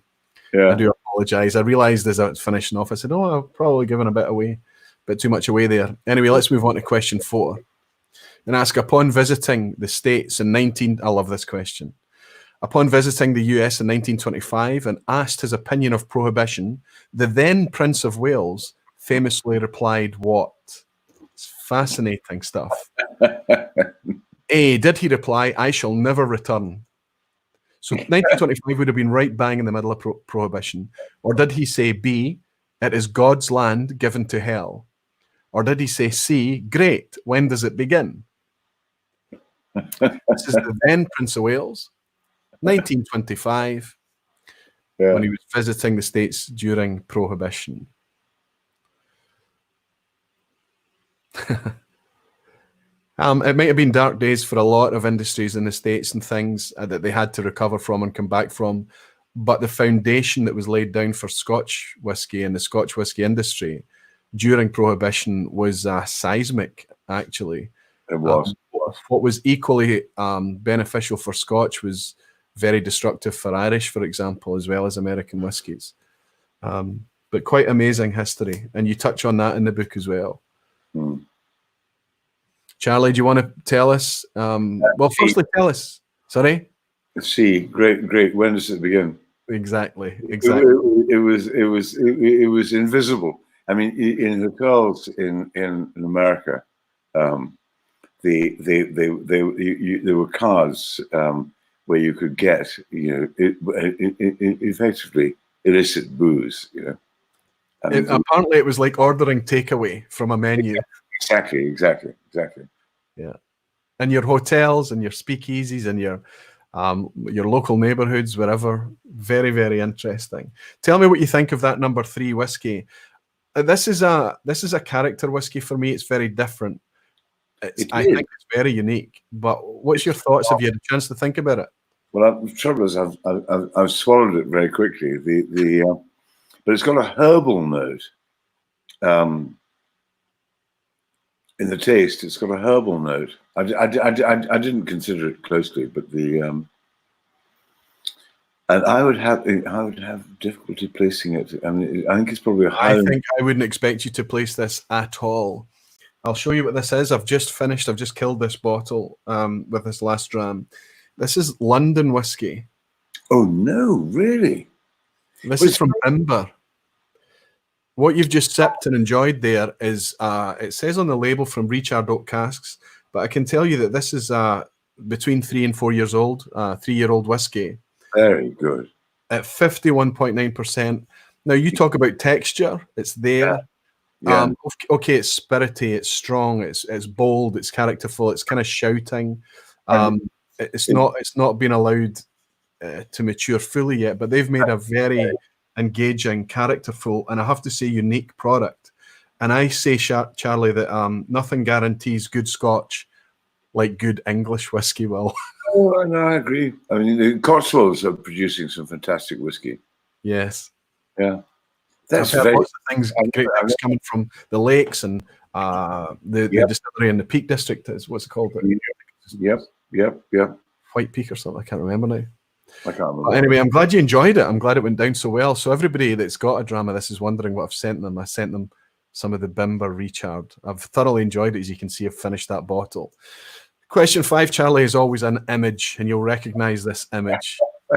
This is a snapshot from the fantastic Angel's Share, a Ken Loach film that you portrayed. You basically you played yourself. You played yourself in this movie.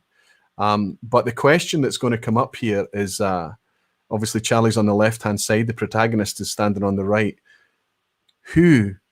What was your character's name in this movie, despite you just playing yourself? Was it A, Rory McAllister? Was it B, Rory McCallan? Or was it C, Rupert McPhail? Wonderful film, Charlie. One of my small silly claim to fame is that the closing scene of that movie is filmed outside my house here. Is that right? Yeah, so the camper van, it drives up a street and they go off into the distance. I don't want to have any spoilers for people who haven't seen it, but the end of it involves the camper van driving away into the distance. But I know I can tell everyone that they're actually driving into a cul-de-sac, and it's literally just up the hill outside my house here. But a great film. Did you enjoy that? Oh, I hugely, and thank God it did very well. I was recruited originally to be a script advisor, and then for one reason or another, I was offered the part of the whiskey expert, and and they were a lovely bunch to deal with. They really were, and I'm so glad the film did so well, because it would be awful to have been associated with a dog. You know what I mean? Yes. No, but it was Ken Loach at the helm. So it was. I have to say, it's very bittersweet. There's lots of challenging scenes and topics and subjects. Yeah, absolutely. But it was a lovely film to watch, and I like going back and seeing it again. And each time I go back, there's a different meaning because I understand something more about the kind of whiskey elements that's in it as well. But anybody that answered A for Rory McAllister, of course, you would have remembered that you were Rory McAllister, Charlie. Give yourself a point. So usually at the halfway point, oh dear, what have we got here?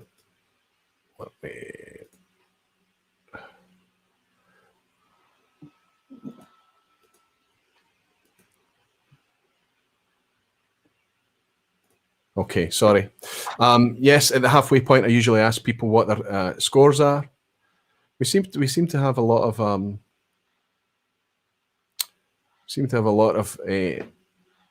spammers suddenly appeared in.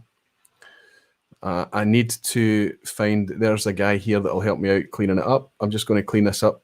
Charlie, just give me a second.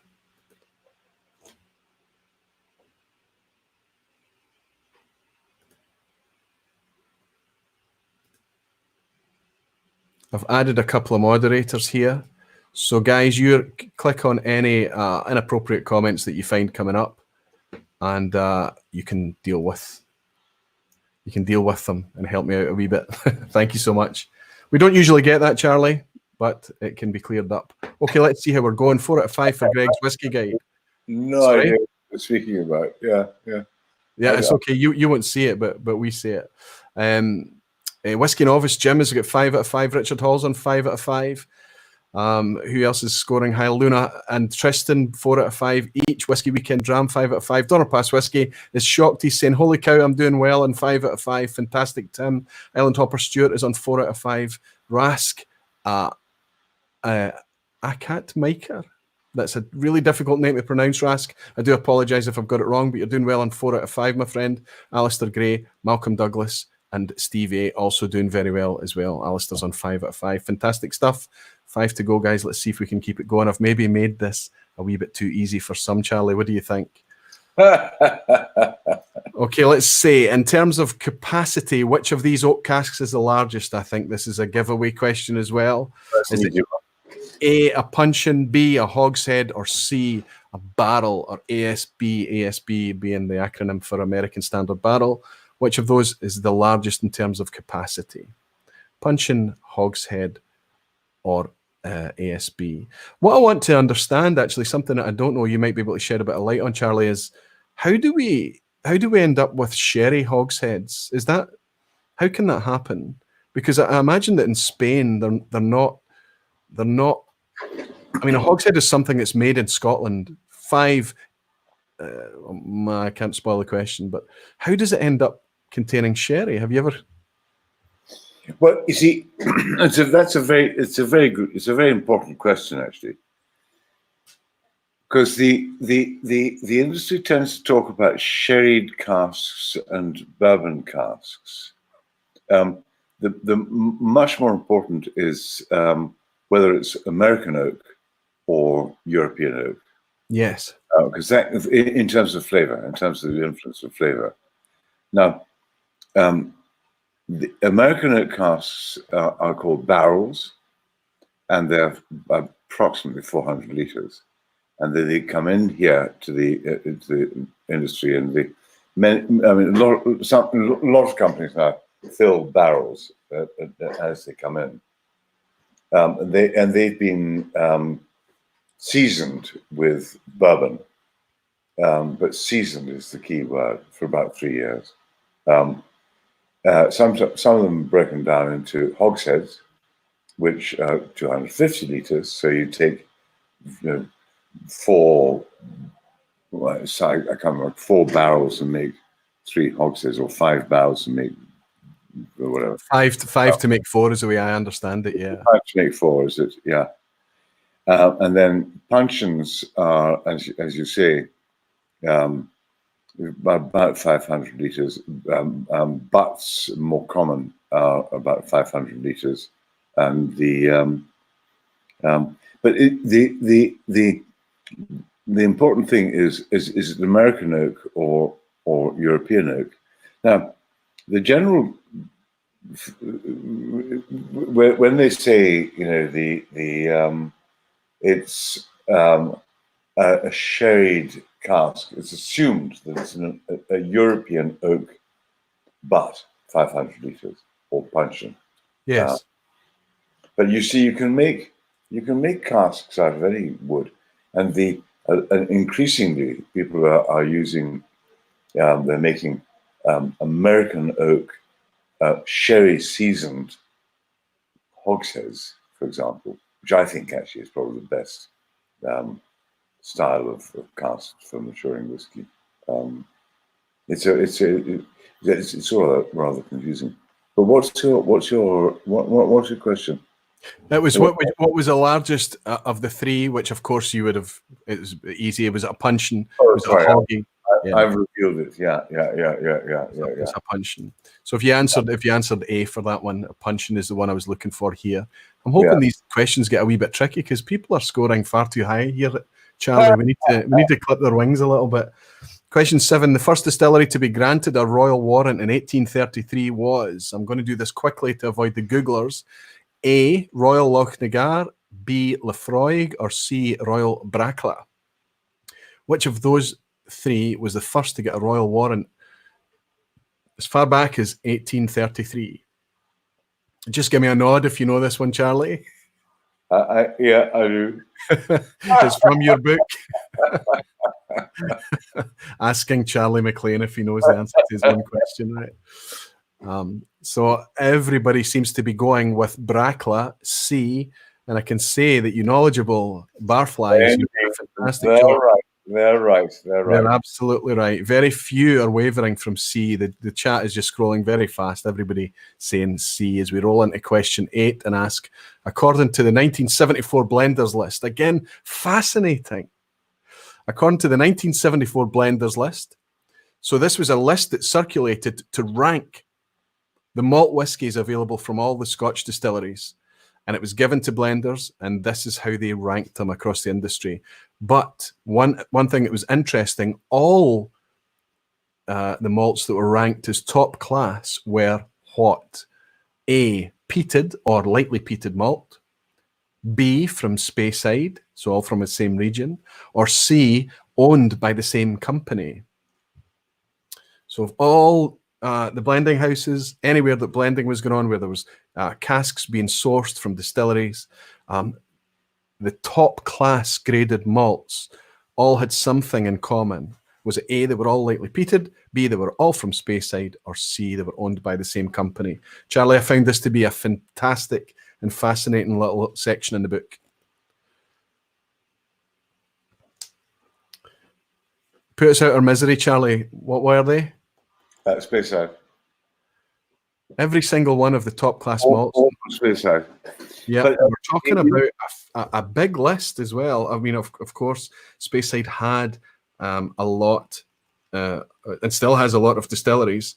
I should have bookmarked it in the book, but yeah, every single one of them was Speyside. There was only about 12, I think, that were ranked top class.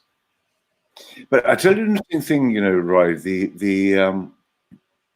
I was doing some research on behalf of another company.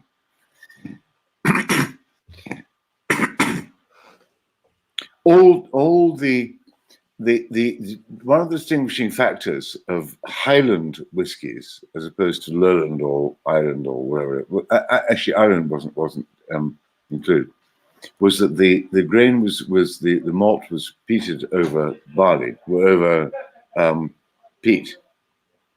Now, including Speyside. Yes, that's true. Yep. During the 1890s, when the blenders were looking for non-peated whiskey because it didn't appeal to the broad popular taste for blending purposes, Because they wanted something that was light to replace brandy back then. well, yeah, yes, you're absolutely right. And they went on to. So on Speyside, and my research was to do with peating on Speyside, and the Speyside distillers all were, by the time of Alfred Barnard, they were all peating drying their malt over peat, except two, and that was Glen Grant and Strathyler, and they used a mix of what they called blind coal, which was coke, actually, and peat. But so how do you make a non-peated whiskey when you're drying it over peat? Answer, you run the kiln very hot. And when Doig, what was his name? Doig ventilator. Yeah, when Doig introduced his ventilator, and it had a terrific draft. You know. Yes. They could open the louvers and make a terrific draft, and they burned the peat very, very hot, and they created dried the barley quicker. There was less phenols imbued into the grains, and wow, exactly. That's amazing. That's absolutely. Only stick to the husks when it's damp, you know. So if you dry them quickly, you can produce a not exactly a non-peated, but peated malt. Very lightly peated. And this comes through again in Speyside whiskies, Macallan being a significant example. Made before, let's say, before the 1960s, when all these distilleries took out their maltings and put into central maltings, they all have a very slight smoky, very slight, but only slight. You know. Yeah. Anyway, sorry, I'm rambling on. No, I mean, it's fascinating because, and I've always appreciated that the railway had such a big impact in Speyside. The fact that they could get these smokeless fuels, these kind of more modern technologies and techniques, and that kind of reduced over the decades. That reduced the peat content in Speyside and to an extent some Highland malts as well. But I mean, I'd never considered that was open to them as well, that they could just run the peat kiln so much hotter and faster and reduce the phenol content that way. It's absolutely fascinating. So if anybody answered, sorry, B from Speyside for those, fascinating question. And we'll move into the last two and ask, around 1910, circa 1910, Johnny Walker's Striding Man was what? Again, just this is the type of stuff that I love. A, was it the first globally known logo type? Was it B, not yet on a whiskey bottle? Or C, based on a silent movie star? Was Johnny Walker Striding Man. We all know the logo. I wish I'd brought a bottle of Johnny Walker through, but we all know the logo. Actually, I think I've got a picture here to show everyone. What was it? Was it the first global logo type to be globally recognized? Was it B, in 1910, not yet had appeared on a whiskey bottle? Or C, was it based on a silent movie star? I think this is surely a banana skin. Please tell me you guys don't know the answer to this question. It looks like, Charlie, if I'm honest, they're a wee bit all over the place with this one. There's some guessing. The chat has slowed a little bit. Depends how fast they're Googling. They don't Google. I'm just kidding. Whiskey Novice thinks it's a banana skin for sure. Using the banana skin emojis there. Yes, I think it's a tricky one. Charlie, do you know this one? It's a tricky one. First globally known logo type. Fascinating. Absolutely. Before Shell, before Coca-Cola. Before Mercedes, before Coca-Cola. Yeah. So Johnny Walker was the first global brand. Yep. It's mind-blowing. Yeah. It's astonishing, isn't it? Fascinating. And it shows you the power of whiskey round about the turn of the late 19th century, turned into the 20th century, the power and the global scale of whiskey that they branded this, and it became such a big thing. Whiskey Novice slipped up on that banana skin. He's not very happy. So there we are. There was only one more question to do. Let's have a quick roll call, see who's scoring high tonight. We've got Desi doing really well on 8 out of 9. Superb. Whiskey Weekend Drams killing it on 9 out of 9. This is unbelievable. Tim, 8 out of 9. Alistair Gray, 8 out of 9. 7 for Greg's Whiskey Guide. Tabitha Adams, 7. Jimmy Jazz, 6. Jules, 9. Daniel Vermaas, 9. Okay, lots of high scores pouring in now. Paul Gibbs, Jason Coates, Sid Martin, Chris Hoyt, Multi-Mission, Donner Pass Whiskey, Chris Banks Wildlife, all doing really, really well. Malcolm Douglas is admitting he's ashamed of himself, and he's on 4 out of 9. Malcolm, the pass mark is only 5. Let's get you to the halfway point on question 10. I'll just share the picture here with you of Johnny Walker quickly. Show you on the far left of your screen there where he's walking off to the left. That's as far back as 1908. And then they quickly changed him so he was walking into the future, and you can see how it's progressed over the years. Fascinating stuff. Yes, it is. So that was the first global and globally recognized brand. But I'm going back and asking now, what was the first branded Scotch whiskey recorded as? So the first whiskey to actually receive a brand. Hopefully, this, Malcolm, will get you over your finish line and you can score your 5 out of 10. Was it A, Dewar's White Label? Was it B, Usher's Old Vatted Glenlivet? Or was it C, Johnny Walker's Old Highland? So while Johnny Walker and the Striding Man logo was the first global brand to be recognized globally, we want to know which malt whiskey was the first, or is recognized, let's say, to be the first to receive a branding. Whiskey Throttle over in Canada is saying, poor Charles is starving. Thank you very much. I am. You probably are. This is the last question, my friend. You can go off. They've probably eaten my supper. My son and his mates have probably eaten my supper. Can I say as well that Jamie, I know, has got a curry in the oven for you. And I want to thank him for looking after you and putting the curry in the oven for you. But also I want to say thanks to you because you're such a gentleman that you didn't eat your dinner in advance of this stream because you knew what you were going to be doing. And the curry would have potentially scuppered things for you. So thank you so much. That's very kind. That's very generous. Okay.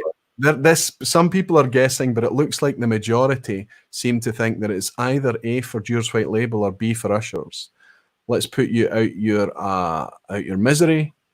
and tell you that it was indeed B, Usher's old vatted Glenlivet. That's true. That's correct. Although it might be said that Ferintosh was the earliest brand. Ferintosh distillery was burned. Well, that was because it was multiple distilleries, right? Well, there were many distilleries on the Black Isle, but it was recorded by Robert Burns, obviously, and so it was an acknowledged, what we would call a brand. You know, old Ferintosh, now sadly lost. Well, if you remove the tax on something, it's inevitable that it's going to start to produce a lot. Yeah, you bet. Yeah. And that's what happened there. And that's why I worded the last question to say as recorded as. Yes. It's certainly OVG. Usher's OVG. Yeah. That's right. Yeah. Let's see how anybody managed.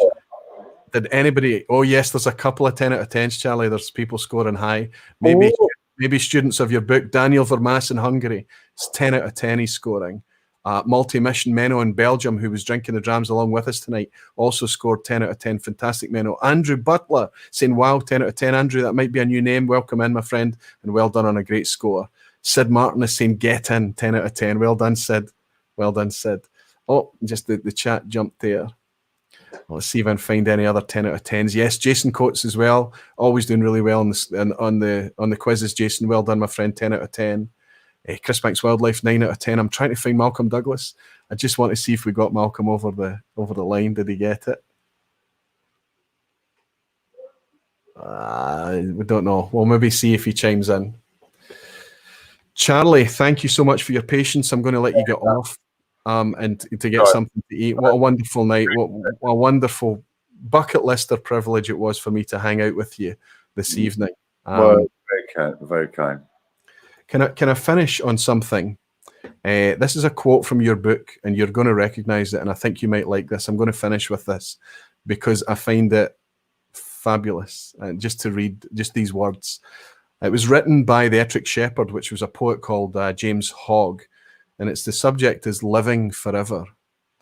And it goes, if a body could just find out the exact proper proportion and quantity that ought to be drunk every day and keep to that, I verily trow that he might live forever without dying at all, and that doctors and cut years would go out of fashion. Great quote. Is that not just fabulous? I think that's what I do, Charlie. I think I drink this whiskey and treat it as some kind of life elixir, and all I need to do is get the balance right, and it's going to extend my life and my pleasures and experiences in some way. I love that quote, and I first read that on your book way back in the day. Thank you so much, Charlie, for everything you've brought to us over the years. It's been a great pleasure talking to you and Roy and to all your people. And I'd be more than happy to come back and speak again if you can be bothered with the. I think we'll bite your hand off for it, Charlie. We'll bite your hand off. I'd much rather it be 9:30 in the morning rather than 9. Yes, thank you. The VPubs are timed in order to cover as much of the globe as we can. I know it's really tricky for everybody. I know. Thank you. Do me a favor, Charlie, as I say goodbye to everybody. The wonderful, we broke 300 tonight. There was lots of people, and it was a really, really busy stream. I'll just say thank you to everybody for participating. I'm going to raise this glass of Clynelish, which was wonderful, wonderful stuff. I'll ask Charlie to hang on till I kill the stream at the end. Hoyt has just brought last chance to give to the charity. Yes, Hoyt, but please use the link. I'm going to put the link in again. Thank you, Hoyt, for reminding me. I'll copy it. I'll paste it in again if anyone's feeling generous to support Charlie's 3 superhero boys for that amazing thing they did. 35 days rowing across the Atlantic, smashing the world record by 6 days, all for charity. Just amazing story. Go over broad.co.uk as well. I've put the link in for the donations and help the boys out to reach their target. I'm really looking forward to the whiskey when it comes out, Charlie. I think it'd be a pleasure knowing the backstory to it and enjoying it. And if you are willing to join us at some point in the future, that would be wonderful. Let me raise a glass to you, Charles McLean, and say thank you very much for everything, and certainly for the last 2.5 hours, my friend. My dear sir. Thank you so much. Thank you very much indeed. Good night, Barflies. Good night, Whiskey Folk. Hey, God bless you, Barflies. The pleasure speaking to you. And I'll see you. we'll do it again.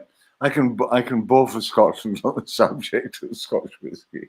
And we love to hear it, Charlie. We really do. Wonderful. I'll see you all. I'll be flying solo in 2 weeks' time. It'll just be me in 2 weeks' time, but I'll see you then. Sláinte mhath.